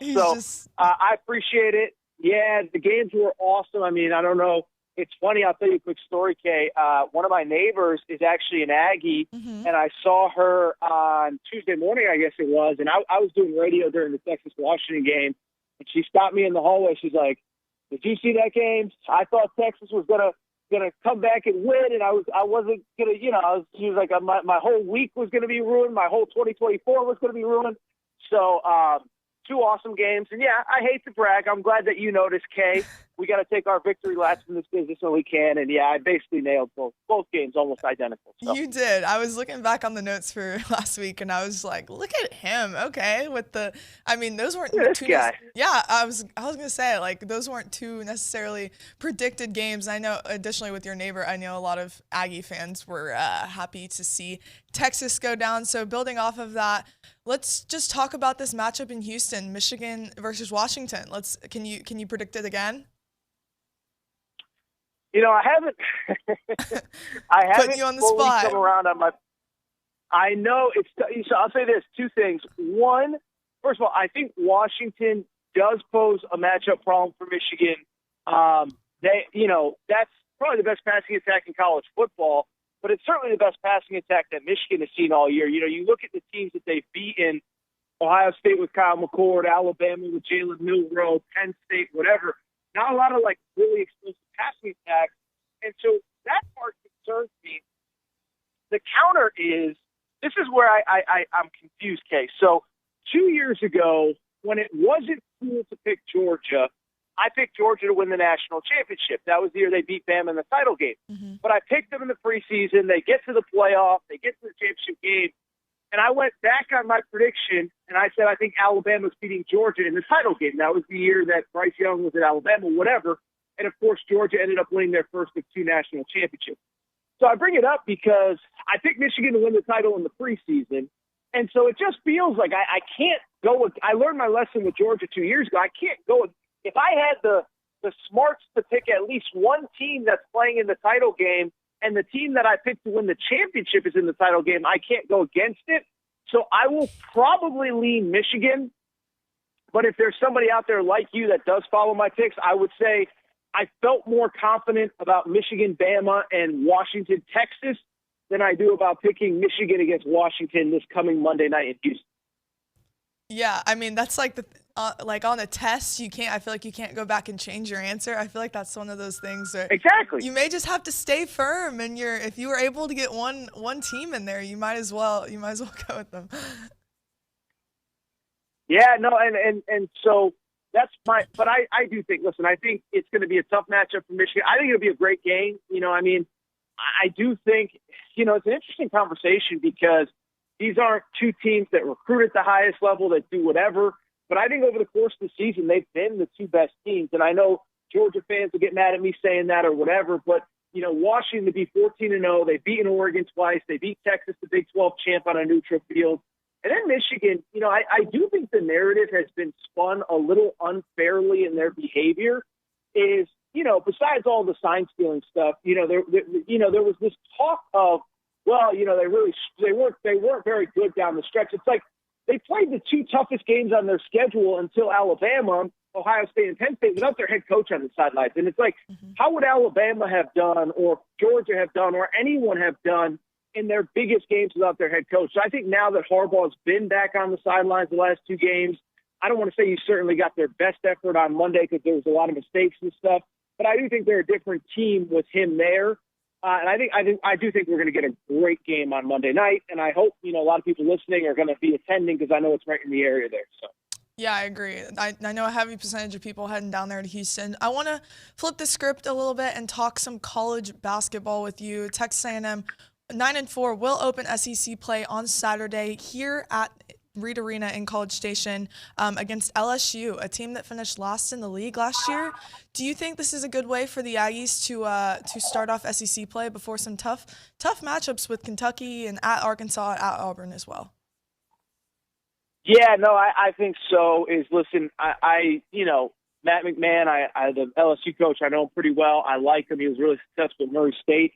But for whatever reason, it isn't totally clicking. And I think for Texas A&M, I know 9-4 isn't totally where you want it to be, but obviously, you were able to come back against the Houston team a few weeks ago. And I think the thing with A&M, it's easy to forget now, but this was the time of year where they really flipped the switch last year as well. I mean, they finished second in the SEC. They weren't great in the pre-conference slate. And I think, everything could trend in that direction this year. Now, the SEC is different this year. I don't know. I still don't really totally know how to evaluate it. I think there's a couple teams like Auburn, frankly, Kentucky, that are probably a little bit better than I thought they would be. Ole Miss for sure. Then there's obviously a couple teams that I don't think have quite figured it out yet. So I just bring it up to say the league is good, but yeah, you open at home against LSU. That's a win that you absolutely have to start league play. And then hopefully you just get a little bit of momentum because this league is going to be good, and it's certainly deep this season.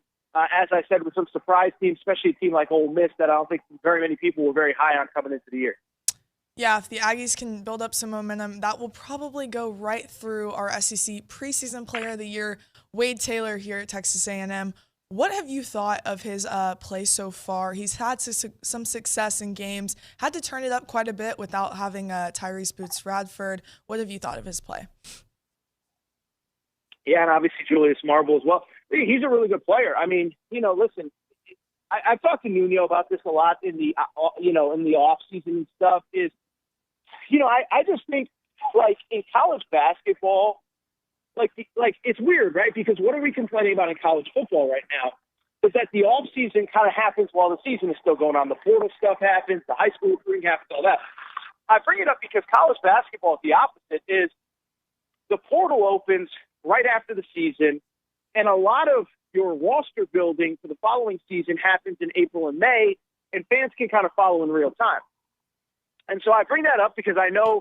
Anybody that listens to me every week knows that I've said this before, but I think because Texas A&M returned so many guys from last year, I just felt like they went under the radar, and I think Wade Taylor is a perfect example of that, right? Is that, this was a guy that was as good as any guard in the SEC, is as good as, I think is frankly at the college level as good as any guard in college basketball. And so I just bring it up because I still feel like he's not getting the credit he deserves. And then as you just said, Kay, there's been injuries, there's been suspensions, there's been whatever, and he's having to even take on more of a load this year than he did last year when, he was one of the 2 or 3 best players in the SEC. So I've obviously been really impressed by him.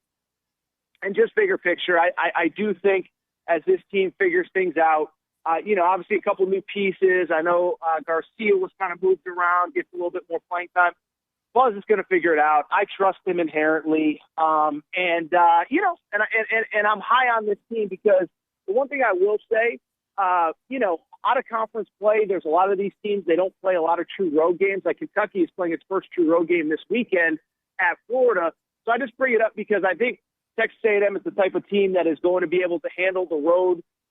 They're just a veteran team that's going to be able to handle the road venues in the SEC. And excited to kind of get this thing tipped off this weekend. Yeah, I completely agree. Before I let you go, you've mentioned it somewhat, but SEC basketball has turned it up in the last couple of years, I will say. I mean, you've seen emergences from teams like A&M and then Ole Miss undefeated right now. I mean, with Chris Beard, a new head coach. I mean, there's a lot of teams that could bring a lot of excitement. Do you think this is going to be a pretty competitive year for the conference? There's no doubt. And, and I still think there's certain teams that have certainly exceeded expectations, but I think there's teams that are really good that are still figuring it out. Tennessee, the last probably 3 weeks has seemed to have turned a corner. Arkansas is coming off its best game of the season last week in their final out of conference game. And I know it was, against a mid-major team, but I think they have another level to hit.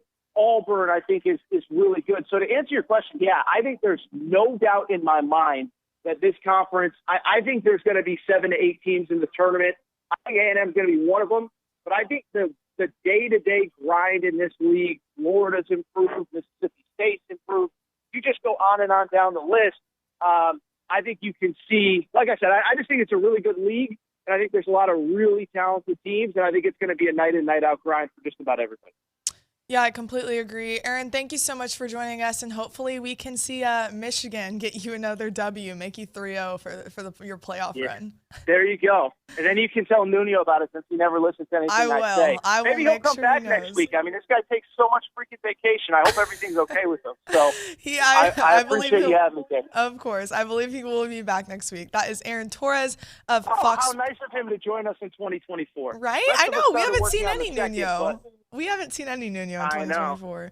Oh, man. That is Aaron Torres of Fox Sports Radio and the Aaron Torres podcast. When we come back, we will have an open segment before the 10 o'clock hour. We will be talking to Logan Lee, and then we will have some fan show as well. This is TexAgs Radio presented by David Garner's Jewelers.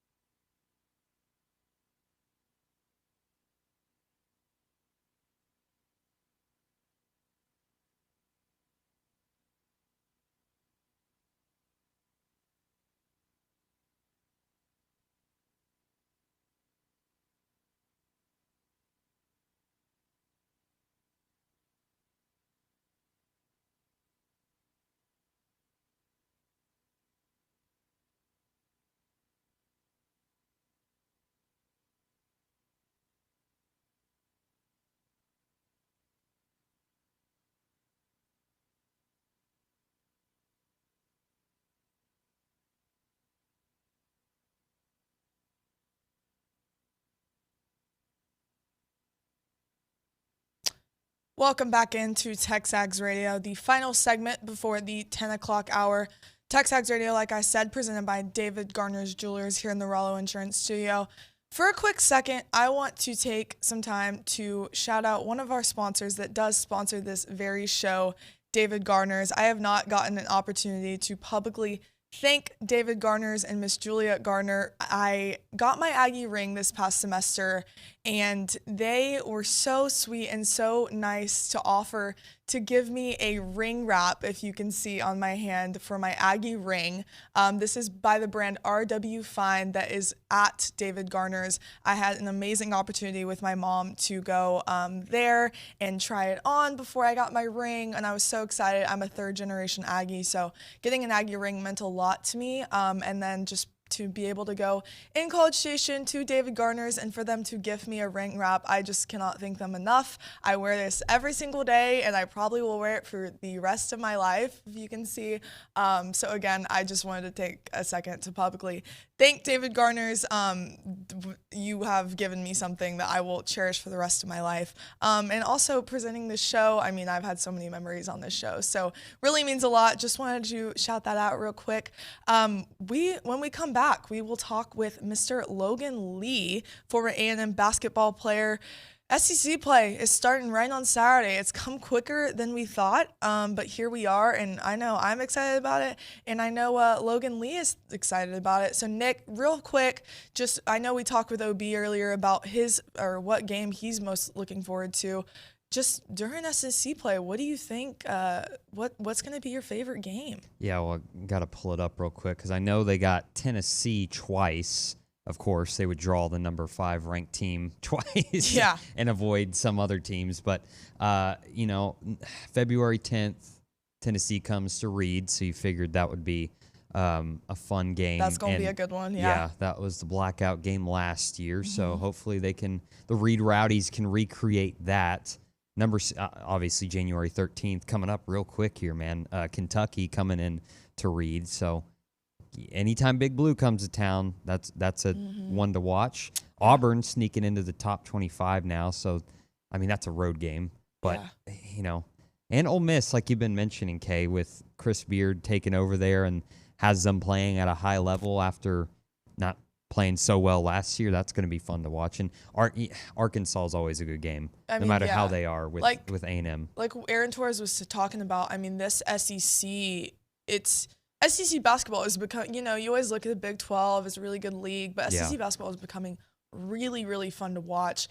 The only thing I'm kind of upset about on the schedule is no Alabama at home. I would have really liked, that Alabama game last year to end the season. That was a really fun one. That's become a good little conference rivalry. But I'm really excited to see what Buzz Williams can do with the schedule. And if he has a healthy team, if he is Tyrese Radford fully ready to go, and you have Wade Taylor turning it up like he always does, they may make some noise. And then, like Aaron Torres said, could see a bunch of SEC teams in the tournament. Yeah, it was good to see Boots back for the Prairie View games. That gives you confidence to think, okay, well, he had his tune-up to get back into, playing shape. So hopefully he's good to go as close to full speed as he can on Saturday.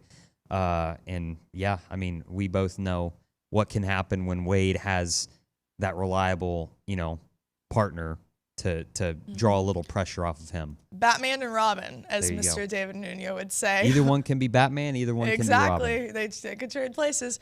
We are going to have some more Aggie basketball talk with Mr. Logan Lee, former Texas A&M basketball player, in studio. That is up next on TexAgs Radio.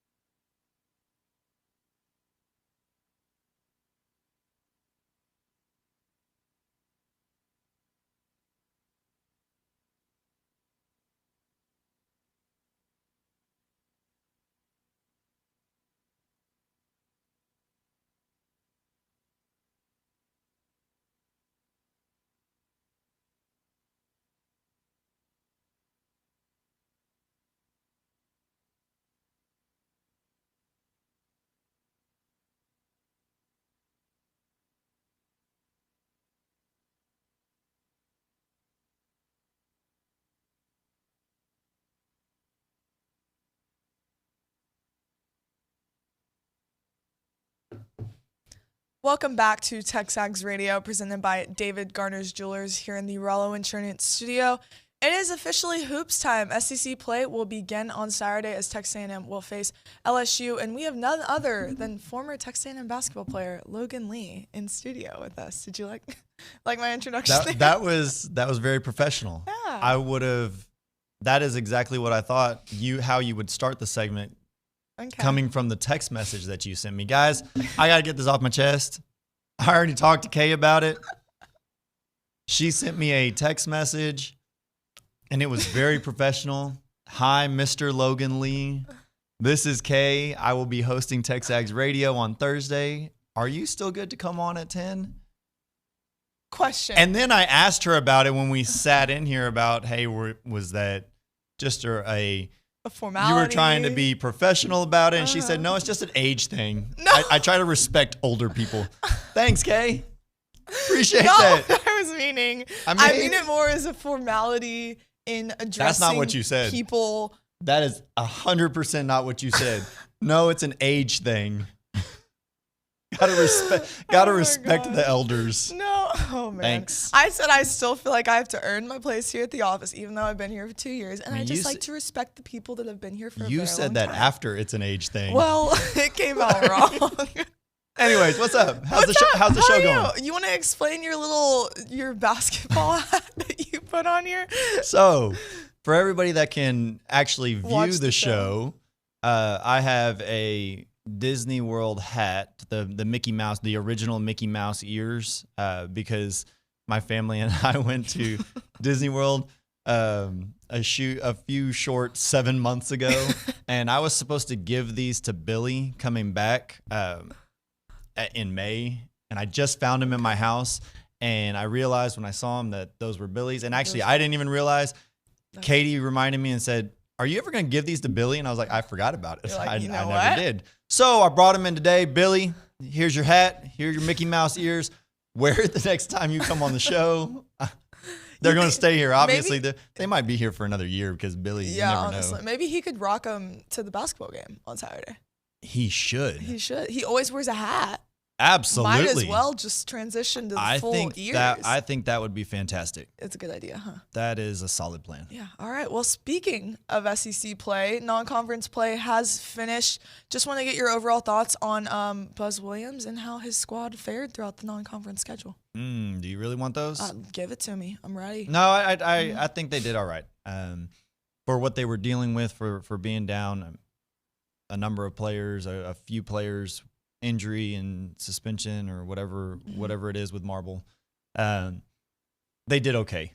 Yeah. It was a brutal non-conference schedule with 4 ranked teams, a Final Four team from last season that had 90% of their production back, going to Virginia, which is always hard to play, and they're in the top 25. Having Memphis come here, they're in the top 25. They beat Iowa State. That was a good come from behind win. And then Houston, which they're a Final Four team, if not a championship game team this season. At least that's what they've started out as. It was a tough go. I don't think I'm overly disappointed with what they did, especially with not having Radford and not having Marble, and but at the same time, I am a little nervous about SEC play and where they're going to end up. I still think that they'll be a top half performing team and a March Madness team.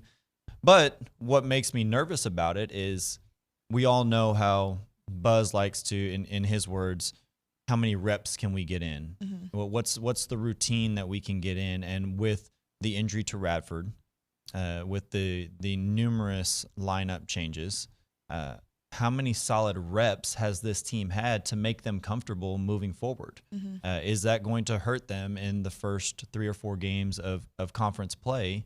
Which, if it does, then they might be a 10-win team in conference, as opposed to if they can really get rolling against LSU on Saturday and kind of get the momentum building in conference, they could be a 14-win team.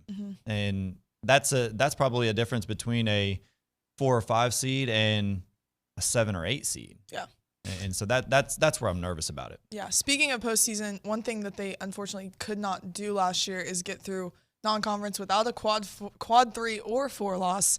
They did, manage to, not have one this year, which is, it's good to see. I mean, still 4 losses, but how big is that in terms of, you're talking just postseason? And absolutely. There's no blemish on their record right now that is going to hold them out of the tournament.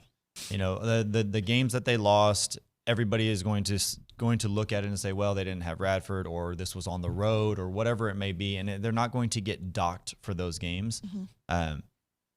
But at the end of the day, had they won one of those, had they won 2 of those, the committee would have said those are big wins. Yeah, those are really good wins. And so now they don't have a marquee win to get them in their non-conference schedule, so they're going to have to get those wins in conference. Those wins are going to have to come against the topper half, the top third of conference teams, and that's always a toss-up right now when we don't know exactly what to expect from this basketball team. Yeah. But in other years, have we at this point ever known what to expect from Buzz's team? They always continue to get better. They always grow. That's what we're resting on right now is they will grow. They will continue to get better. It is a process for them, and we were just hoping that the process would start a little sooner with so many returning players coming back. I think a lot of that has to do with, unfortunately, Booth's absence just throughout non-conference. How crucial is it to have him healthy during conference? And then, like we said, Wade and him having that Batman Robin kind of dynamic. That is the biggest factor of this team. Yeah. One, because Radford is that good. He plays a significant role for Texas A&M and for Buzz Williams' system. He's known Buzz the longest, for 6 years now, in regards to they got him to Virginia Tech when he was a freshman coming out of high school. But the second factor is he and Wade have been playing together for this A&M team for a while, for a long time. Yeah, and they feed off of each other. It's not just the defense has to worry about Tyrese now, and so it opens up Wade. What it is yes, the defense does have to worry about Tyrese, but the way that they understand each other's game, they feed off of it. They know when to cut. They know when they're coming off a screen. They know how they rotate with each other on defense, and just their cohesiveness leads this team as a whole. Wade is a good leader. Boots is a good leader, but together they are great. Yeah. And that's what has been missing, is that greatness factor. They're really good by themselves, but together they are great, which makes this team great. And so when Boots comes back full force, you're going to see a different team. Yeah, I completely agree. So earlier we did some superlatives with Obi, and just on the non-conference, you can imagine he had some takes for sure. So I want to run through them with you real fast. Just most pleasantly surprising player you saw through non-conference? Hayden Hefner. Okay. Just not only his shot selection, but the fact that he didn't have as many turnovers as he has had. He was a better rebounder, shooting over 40% from the three-point line. He obviously got in the gym in the offseason and built up his confidence and has become a player on this team. Yeah. Most underwhelming? I'm about to say Wade. Wade or Manny. Manny should have grown more. I think his what's holding him back is between his ears. He's hesitating. He's thinking too much. He's not just going out and playing basketball like he can, like his physical abilities allow him to do. But Wade also, because preseason All-American, preseason Conference Player of the Year, everything that's coming off of the last 12 to 15 games last season, and no one being able to even touch him except for in the Alabama game and the Penn State game, where A&M just didn't have a good game at all as a team in those 2 games. Just the momentum that he had. I thought it was going to be tough for Wade the first 3 or 4 games, just because he's going to have to adjust to him being the number 1 and the number 2 option on the scouting report. All the teams are focusing on him at every facet of the game. And so I thought he would have some adjustment period. But really, it's been the entire non-conference schedule. He's been hot. He's been cold. He's been good. He really hasn't been bad. I don't think he's made some questionable decisions, but I understand those decisions when it comes to the fact that he didn't have his entire team and he didn't have Boots playing, and so he put more pressure on himself to make the home run plays. But I would say Manny and Wade would be the most underwhelming right now. Yeah, and like you said, with getting Tyrese healthy, and that was it's going to change. With Wade, it's going to be a huge help. It's going to change the dynamic of this team tremendously. Yeah. Most impactful bench player. Well, can you say Anderson Garcia now that he's a starter? Technically, you can bend the rules a little. I mean, bit. throughout non-conference, yes. he was a bench. He was a bench player, very true. And so while he was coming off the bench, I mean, I think he put his footprint on every single game. Yeah. There's no question about it. If you want to put Anderson Garcia in the starter's role right now, I don't know if there's a consistent guy coming off the bench that you can say every given night he's done something for this team. I mean, I guess you could possibly say Solomon Washington, just because he gives so much energy and so much attitude when he comes on the court, but his numbers haven't been overwhelming. Yeah. Just in that Iowa State game, he was he was good. Yeah, he was good in that Iowa State game. I mean, he was kind of good in that game. And if you want to go that route, one of the most underwhelming players coming back that I mentioned with Manny in the Memphis game, he scores over 20, and he keeps A&M in that game. I thought there wasn't a ton of ball movement when he was in there, but can you argue it when no one else was scoring and he was attacking and doing his thing? Somebody. I mean, that's just how Buzz Williams builds his teams. There's not just one guy. They don't have just that one superstar that every single night you're going to get 25 out of him, and he's going to change the game for a period of 12 minutes. It's every single player is doing their role to create that winning attitude for this entire team. Yeah, you gotta have players that know their role and do it well. Man. So, who do you think will be A&M's biggest test in the SEC? Oof. Man, Kentucky's rolling. Got the schedule pulled up too. Kentucky is rolling. I'm always worried about Tennessee. Yeah. You know, Play him twice. I like Rick Barnes. Oh boy. I know people don't like to hear that. He's a good coach. He can game plan, and he gets talented players and he puts them in good position.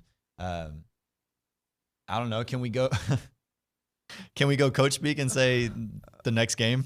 That's what Olin said. That is exactly did he really? Yeah. Well, he OB, said that is horrible. He said that OB. and then actually gave his take. Okay, well there you go. I'm okay with that then. I would say Kentucky or Tennessee. I think those are the powers right now, and they're just overly talented at almost every position. Yeah. So A&M is going to have to have a good game, a great game against those two for sure to even compete. On the same note, are those the games you're most excited for, or is Absolutely. there another game that? Absolutely. I mean, to be honest, I'm excited for this LSU game. Yeah. That's coming up. LSU is not a good basketball team. They've gotten a little bit of momentum, but they lost to Nichols at home. They lost to, Dayton. They lost by a mile to Syracuse. They lost by half a mile to, who was it? There's one more. Lost by 15 to somebody. Oof. And then they lost to Texas into double digits as well. But I think the last three games, so they have a loss to Texas in Houston, and then 2 wins against nobody names, directional schools. Yeah. But they have kind of built some momentum. Texas is a good basketball team, and they lost to them by 11 in Houston. Then they go and they beat 2 other teams by a combined score of like 50. Yeah. So they're coming in with some momentum. Mike Williams III is their freshman, their powerhouse freshman. He's not great, but he's good. He is the SEC Freshman of the Week coming into this game. They have 2 7-footers, or a 7-footer and a 6'10" guy that they rely on, and then 2 guards that are 6'3" and 6'6". And LSU, I'm looking forward to because I think they're going to be a challenge for A&M. Just the way that they play. They're an up and down team. They're athletic. They They don't have a ton of discipline, so you can take them out of their game. But I want to see A&M do that. Yeah. I want to see A&M pick them apart and execute a game plan. Because if they can do that to LSU, then the momentum starts again in conference, and then you see the Aggies. You can see a path to winning 13 or 14 games. You instead of, well, if it's a dogfight or if LSU comes in here and wins the game, okay, are they going to win 10 games? Are they gonna drop below and be a 500 team? Yeah. What's that going to look like? So I'm looking forward to this LSU game this weekend, just because I think it'll tell us a lot as to where they are right now and where they can be. Yeah, a lot of coach speak. I'm just kidding. Wow. I'm just kidding. Maybe that's just my age. Oh, here he goes again. Here he goes again. Maybe that's the older coach in me. Despite what you think, I love having Logan Lee on radio. You've been one of my favorite people since I came here. Yeah, girl. So we will have one more segment with you if you want to stick around. I'm here. Talk some more hoops. We will be back. Excuse me. This is TexAgs Radio presented by David Garner's Jewelers.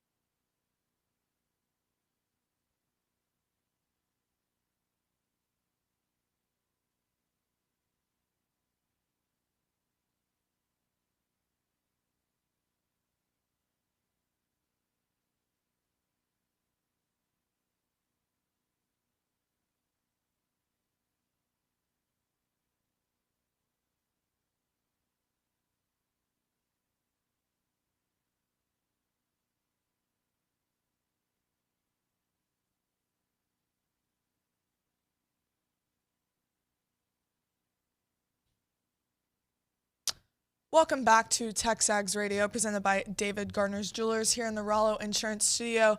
We are back again with another segment with one of my favorite people, Logan Lee, former A&M basketball player. We're talking some Aggie hoops before SEC play. We talked a little bit about it last segment, but LSU on Saturday, they finished last in the conference last year. What did the Aggies, you talked about putting a game plan together. You laughing at me? No, I'm laughing at LSU. Oh, yikes. That's embarrassing. Anyways, what did the Aggies need to do to kick off SEC with a win? I think they need to control the tempo. If they can control the tempo and play their style of basketball game, and by their style of basketball game, push when they have the chance, play fast when they have the chance, but slow it down when they need to. If they can control the tempo and not get into a playground, roll the ball out, just go up and down with LSU, they'll win the game. LSU has some athletes, and they're very good individually at slashing and scoring and getting to the bucket. But when you can break that down, when you can stop that and you make them play team basketball to where they have to be on the same page and they have to execute an offense, I don't think they're very good at that aspect. So if Wade can pick and choose his spots of when to really push and get into the paint and maybe stop and pop for a three, A&M will be all right. But if he gets into an up and down where he's trying to get into the paint every time and sometimes he's getting his shot blocked or he's kicking it out unexpectedly and has some turnovers and they just get out of control, I think that's when A&M is going to have trouble. Really, obviously, that is when A&M has trouble against every team, but against LSU, they feed off of that. That's where they thrive, and that's where they find a little rhythm, is that helter-skelter. So if A&M can control the pace, they won't have any trouble at all. Yeah. Going to be at Reed Arena. Hopefully to see a good crowd out there in College Station. Last year, A&M went undefeated through SEC play at Reed Arena. You mentioned it last year. I found this interesting, just the crowd being more knowledgeable about basketball last year. What kind of impact do you think Reed Arena will have this year moving on? And students returning, like we said, January 16th? So it's going to be rowdy. I think Reed plays a big factor in A&M basketball.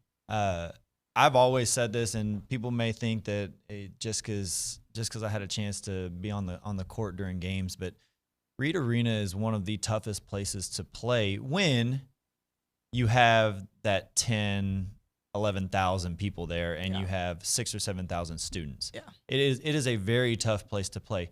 If you drop to the 6,000 mark and you only have a couple thousand students, Reed Arena is a ghost town. It's like a graveyard. There's just not a ton of intensity. So when A&M basketball has that fan support, and like you mentioned, I thought Reed Arena's basketball knowledge is growing. The fan base, they're understanding basketball a little more. They know when to clap, when to cheer, when to yell, when to be quiet.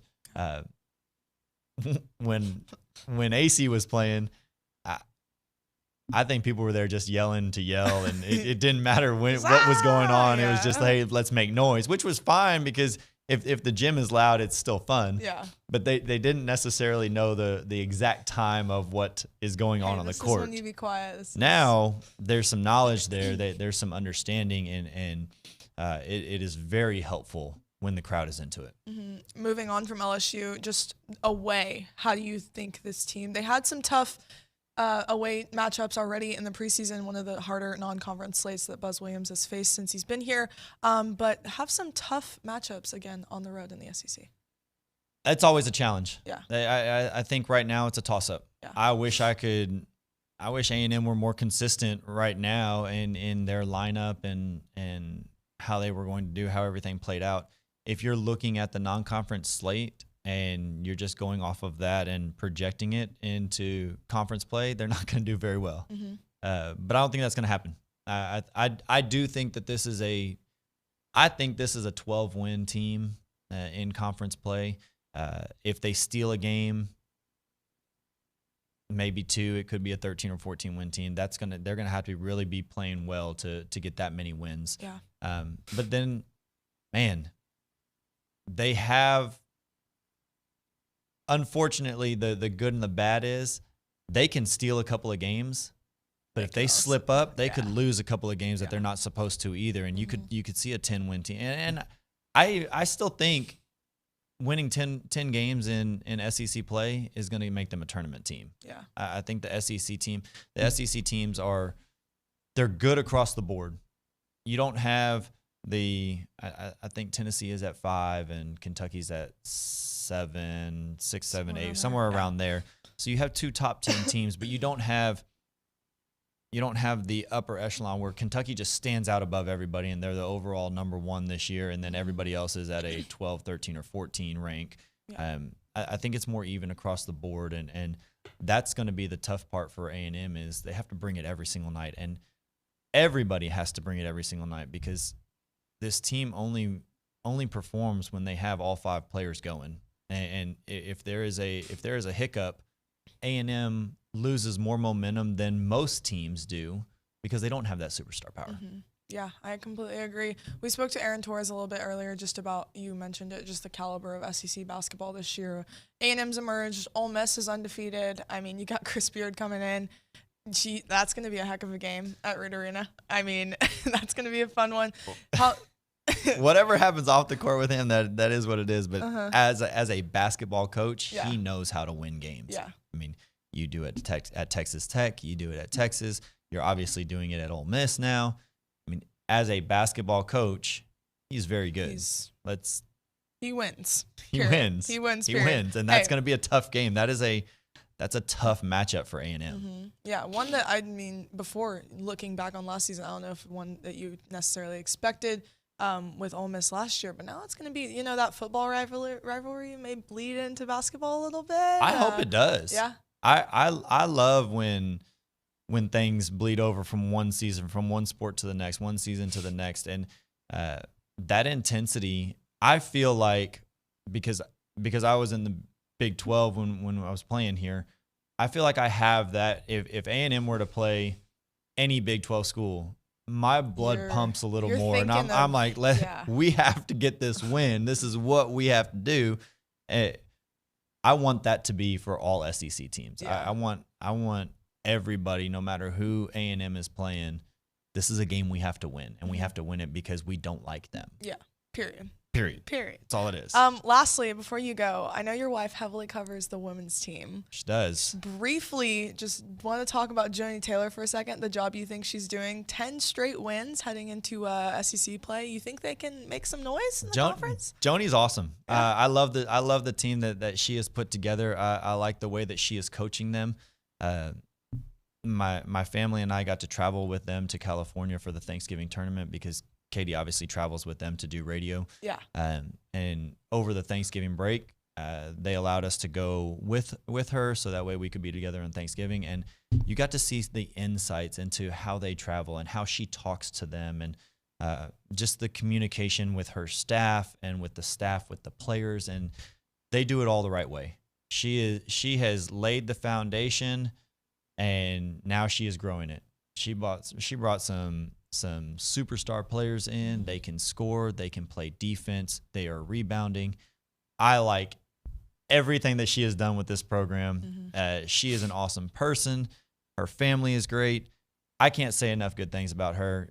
Katie gets a chance to travel with them, and on every single trip she comes back and there's something new of, wow, they do it this way, or she said this, and that's cool. Like all of that stuff. So having that insight and having that personal touch, I wish nothing for the best of them because, one, on a personal level, they're awesome. Professional level, look at what she's done. Yeah. Just 10 wins. They are rolling. They are in Athens today. Good luck to them. That's a program to watch. Yeah. Especially on this campus. If you want to watch some teams win some ball games, go watch the women's basketball team play. Yeah, I've seen them quite a bit, and I mean those 3 stud transfers, and then you got Janiyah Barker in there too. I mean, they're quiet. They quietly had a really good non-conference season, and then I think they can make some noise. I think they can make a lot of noise. Yeah, I'm excited about it because they're gonna have a long run in postseason, and I think by the time that we get to March, it's not going to be a quiet noise. No. It's not going to be, wow, look at A&M, they got a win in the first round, or they're in the second weekend. Everybody's gonna say, we don't want to play them. That's a second weekend team no matter what. And they're just gonna continue to develop, and especially with Joni, she does a great job. Yeah, women's basketball will play tonight, so make sure to tune into that. And then men's basketball will be on Saturday facing LSU. That is a 7:30 tip, I believe, at Reed Arena. Logan Lee, thank you so much for joining me today. Absolutely, Kay. You did a great job. Thanks. When we come back, we will have the Fan Show presented by Girard Construction with Matt Browning and Sutton Turner. That is up next after the break.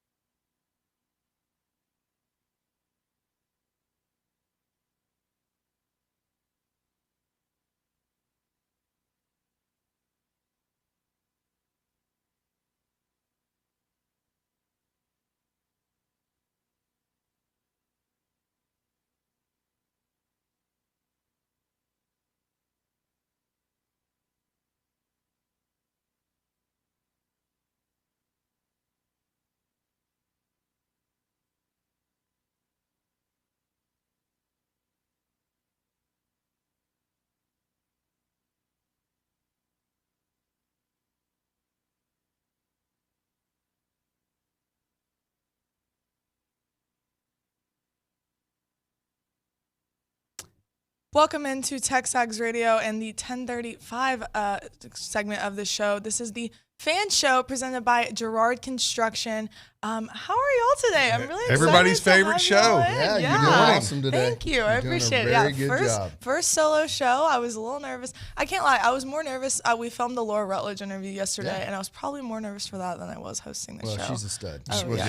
She's a pretty powerhouse. I was when I got that. I was and like, she's also awesome. You held your own. Thank you. Appreciate it. So it goes Laura Rutledge, then Roy May. Is that how it goes? Yeah.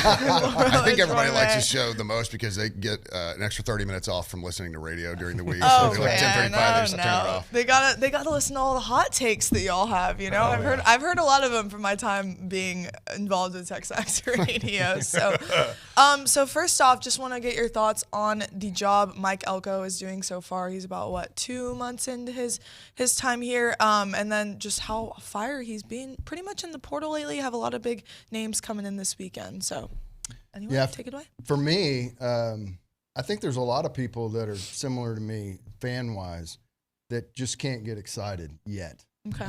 Yeah, my father is one of those same. You know, yeah. I mean, to me, you know, everybody was excited when Fran came in. Everybody's excited when Sumlin came in, and then over the top when Jimbo came in. And it's just, it feels kind of like when Mike Sherman came in, everybody's like, who? And even though there's some solid assistant coaches and awesome strength coach coming in, I just can't get fired up yet. Yeah. And I'm hoping that will change. I think that some additional portal kids coming in will help that with the fan base. But right now, I don't know about you, but I'm not reading as much. I'm not listening as much. I'm just kind of in the wait and see mode. Okay. Well, I think you've got an entire fan base that, I mean, you just kind of rattle off a whole bunch of names. We're a little snake bit. Yeah. You know, I think that's understandable. I mean, I'm excited because Elko, I think, has been a proven commodity, but I'm not necessarily talking just about wins and losses. We know what kind of culture he works with. We know what kind of work ethic he requires out of his athletes, not asks, requires. And I think that's exciting because it's something that, you know, I think we've lacked a little bit, you know, to see that kind of coming back. The way he rounded out his staff, I'm thrilled with. I think he's got a fantastic staff assembled. And that's really the biggest part of building the culture, because the kids coming out of school, you can say, well, I don't care about if they got 5 stars. I want them to be Aggies. No, I mean, you got to have some 4 and 5 stars in there too, all right? Yeah. But the idea is you're going to get kids that come in, and they're either going to buy in or they're going to leave, and I'm okay with that. Yeah. You know, I think we saw too many kids getting too many passes over the last couple of years in what was going on across the street, and I don't think Mike Elko is really going to bend. You know, it's not a bend, not break. It's these are my rules, and this is how we're going to build this program, and this is why we're going to be successful, is because we're going to build it this way. Yeah. So I'm excited for that, looking down the road. But I understand being snake bit, and then, you know, you throw the portal in and everything, so you've got stuff coming from 90 different directions as a fan. Not to mention basketball's playing well, both men and women. Yeah. Right. You know, where I think everybody's excited that we're under 50 days for baseball. So you got a million things. So what? But does it tamper your excitement with what Texas has done in the playoff? You know, and their rise at this time while is that part of it too? Well, I mean, remember, we're live, Browning. We're live. Yeah. So that's why I look to you. Yeah. So if you, the Texas. Oh man, I keep dreaming of that. You know, I keep having these wonderful dreams about that corner just jumping up and slapping that ball. That dude jumped up to the rafters. But that was awesome. But yeah, the idea of Texas. So I mean that was fraudulent. Their entire thing was fraudulent. I'm sorry, it just was. They played in the weakest conference I've ever seen. They congratulations, you made it to the playoffs and got beat by the way, Washington does look like the best team right now. He's a good outside of Georgia. I think that that Washington is, and I'm pulling for him. I hope they beat Michigan, and I hope they win it all. And but no, I mean, again, they're going to come in. They're going to get a big, fat, giant dose of reality this next season when they've got to play an SEC schedule. They're not going to have as many layup games as they had this year. And so, and again, I've seen those comparisons: the first 3 years of Sark versus the first 3 years of Jimbo, and how similar they are. We'll see if Sark can keep that going, especially with this kind of schedule that's coming up, and they don't have, you know, they're not. You know, in contention to win a conference championship or a national championship or even a playoff or anything like that. Now, again, the playoff expanding to 12, they could. I mean, they're a good team. I don't want to say that, but they weren't one of the top 4 teams in the country this year. I mean, had they played our schedule, there's no way that they're in the playoff there right now. I think the Sips just missed their shot, because I think this was the best shot they're going to have for a good long while. Because they're losing some key players on a team that was pretty good. Mm-hmm. Yeah, worthy just declared for the draft. Yeah, so they're missing some key players heading into a less than ideal situation, right? Going from the Big 12 to the SEC, while it looks great on the uniform, like it is a less than ideal situation for your football team that may not be prepared. So I think they really missed their shot, for the near future. given, like you said, they had some layup games, which they missed some of those layups. They were just able to get the rebound and still put it in. You know, they beat some pretty subpar teams, barely. And so I think that they really kind of missed their shot there. So I don't see as big of a swing with it, because I think next year they will come back to earth pretty quickly, and we'll see Elko building this culture, because I think everybody keeps forgetting how much talent that Elko is inheriting. Yeah, we do. We do have quite a roster still. Yeah, and again, so yes, to answer your question, seeing the Horns in the playoff of the same season where we're firing a coach and having to start over is not ideal. Obviously, it's not what any of us would have wanted. But from my standpoint, Elko, I've been very pleased. I like the idea of the hope that it brings. I mean, if Jimbo was still the coach right now, I don't know if I would have the same excitement that I have going into it. Now, granted, it's all yet to be seen. I understand that, and we don't know how this is going to work out or play out. But again, if you can't get fired up about a new coach that is saying all the right things, is working his tail off. Isn't coach speak, by the way. Yeah, none of it is. I really believe that he truly thinks all that stuff. And coming from here and being under the Jimbo regime for a long time, he saw all the things that can be improved, and it looks like he's trying to improve those things. You know, the staff that he's brought in is outstanding. I mean, to get what is it, Wiggins from Alabama is just unbelievable. I mean, that's one of the best wide receiver groups in the country. I like last few I years. like keeping Tony Girardetti on. Yeah. Obviously, the strength and conditioning coach, like you said, is a home run hire. So Home run. He's made all the right moves, and he said all the right things, not because we want to hear him, but I think I said this a couple weeks back. Like, he doesn't say it because we want to hear it. He says it because he believes it. Yeah. You know. Yeah, he knows the culture at A&M too. Been here. I mean, he's from our aspect of things. I mean, we were talking about hires earlier, just going up and down the list. I mean, OB was fired up. I mean, there's a lot of people that have a lot of buy-in in Mike Elko, and it's good to see. So talking about Texas a little bit, I want to talk about just the national championship. Y'all's thoughts on that matchup in Houston? If y'all are going, it's close to here, but Michigan and Washington. I generally won't pay 4 digits to watch two teams that I have no allegiance to whatsoever. I will say I think it's a great thing that the Sips also didn't make it to the final. You know, because it being in Houston, that would have been absolutely massive. You know, I kind of saw Washington from afar throughout the season, so I don't think I fully understood just how freaking good Penix Jr. is. He is good. He is unbelievable. And Washington's defense stepped up when it needed to, you know, and a couple times during that game. And so, you know, Michigan's interesting too. You know, I think they're parallel to Texas. This may be their shot.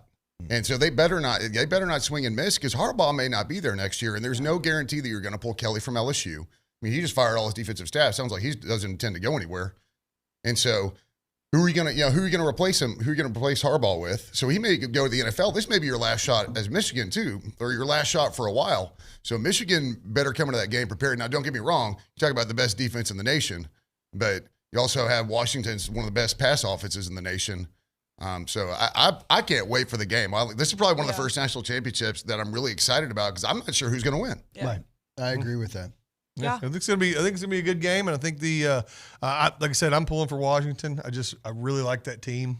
Something about them. I don't have any hatred or love for Michigan either way.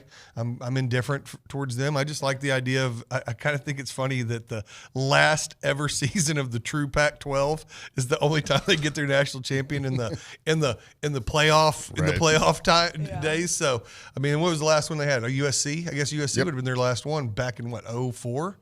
So I mean, wow. I mean, so you're looking at quite a long time, and for them to dismantle their entire conference right before, that's kind of funny. So, and it also it foreshadows some really amazing games that are going to be happening this time next year with the 12-team playoff. Yep. I mean, there's going to be some cool games. It will be matchups fun, for sure.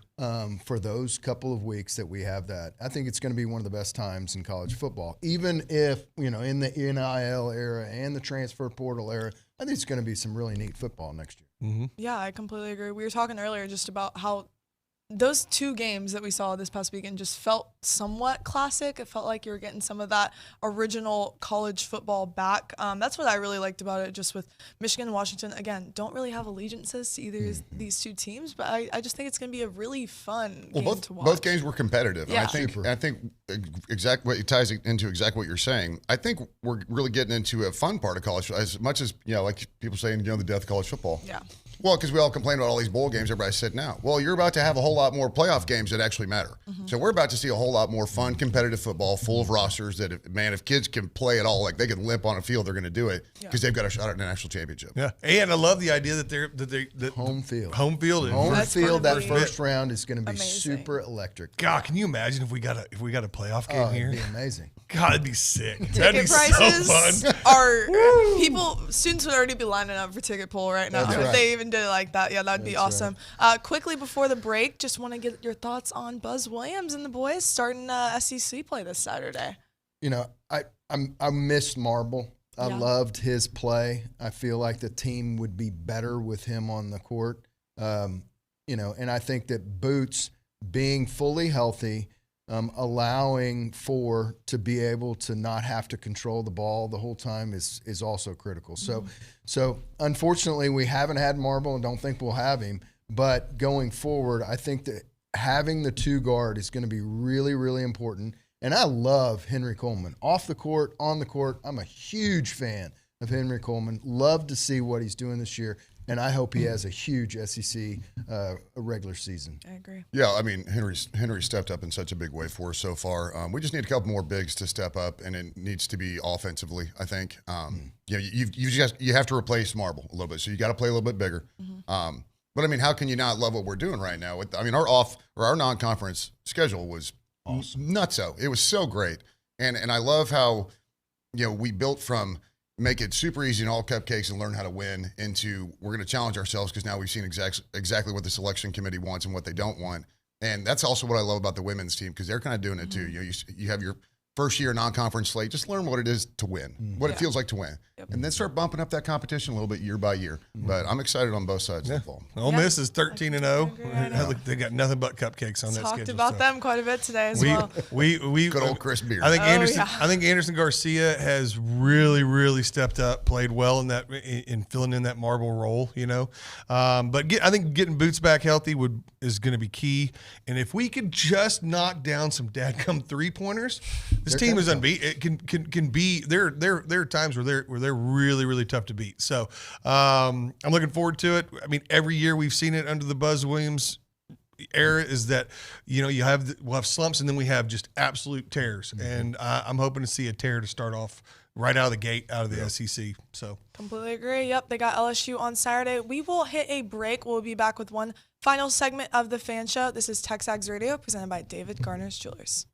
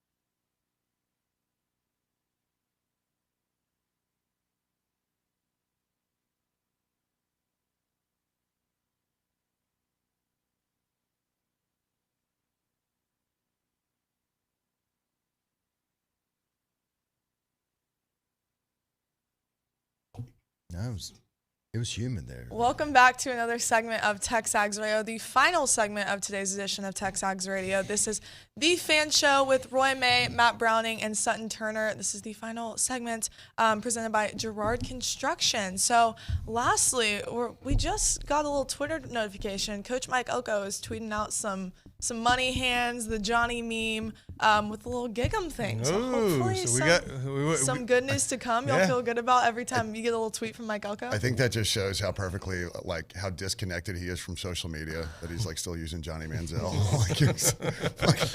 like the old. He's like, I know I need to be on social media. No, disconnected from social media is Jimbo. No, that was off social media. Totally disconnected. Yeah, Mike Elko's in with the times. Johnny's still cool. I mean, he's still cool. I mean, put it on there. The kids like him. But hey, yeah, just waiting on my text. I'm waiting on my TexAgs text to tell me who it was. So we'll see. Ronnie must be scrambling to do an in-home visit. Yeah. Or he already had one done. No, he never does those beforehand. I'm hoping for a few texts this weekend. We got such a big portal group in here. Yeah. Tons and tons of talent. Big weekend. And so you can get the ball rolling on that, get some momentum, guys saying yes, yes, yes when they're all around each other. That seems like that's would be awesome. So that'd be a great way, like you said, to get the guys like Sutton here who aren't as excited to get them going a little bit. This could be a career-defining weekend if he gets the players that he wants on this campus. I mean, could receive a lot of production about that. There's some talent in there. There's a lot of really good talent that's experienced. Well, and all these assistant coaches and the strength coaches here, and I mean, like the staff now is here, and so I mean that's really going to help. We're finally putting our full best foot forward. Well, I think you kind of hit the nail on the head. It's not just bringing in talent; it's bringing in experience and maturity. And those are kind of some of the cornerstones of what we know the kind of culture that he's going to build here. It's hard to build a culture with 20 different kids coming from 8 different states, all just fresh off of their prom, right? Like, it's hard to get them all kind of on the same page. But when you have people that have already been in a program and have performed and have played, they understand the work ethic and the maturity required to do it. So those, it's interesting, the dichotomy. You got to have the high school kids, but in this day and age, now that there is a portal, you have got to use it, and you've got to use it to your advantage. Yeah, completely agree. Well, thank y'all for joining me today. I had a lot of fun. You did a good job. Thank you so much. I try. I watch Nuno every day, so I just mirror. That's why you did a good job. No, you Don't did let a good them see job. that now. You did a good job. Thank y'all. I appreciate y'all. That does it for today's episode of TexAgs Radio. Again, this was the Fan Show. I am so glad I got to host y'all today, and hopefully the higher ups maybe let me take another run at it again. This is okay. Sorry, Nick is chirping in my ear. He's yelling at me. No, I'm just kidding, Nick. Anyways, also want to just briefly about the weekend.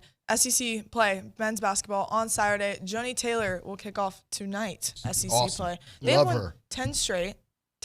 I've been at a heavy percentage of those games, and I mean you talk about transfers. Those are some impact transfers. They have experience. They have SEC experience, and I think it's going to heavily help them throughout SEC. And she's building a great culture. She is. She is truly building a great culture. And a great team. Yeah, so she's working on it. Yeah, on these road games, I don't know if y'all know this, she doesn't allow them to have their phones on road games. They are completely locked in. They can't even look on. You can't tell her no, though, because given her experience of what she coaches the USA 18 under or 17U, something like that. I mean, what are you going to tell her? Yeah, she's building a great culture. Yeah, she's got it going. And she's getting, and I think from a recruiting standpoint, she's going to really start continuing to recruit the high school kids. So it's going to be a successful program. A big Friday and weekend for Aggie sports all around. Even though we just were at a break. Again, want to thank y'all for tuning in to my episode of TexAgs Radio, presented by David Garner's Jewelers.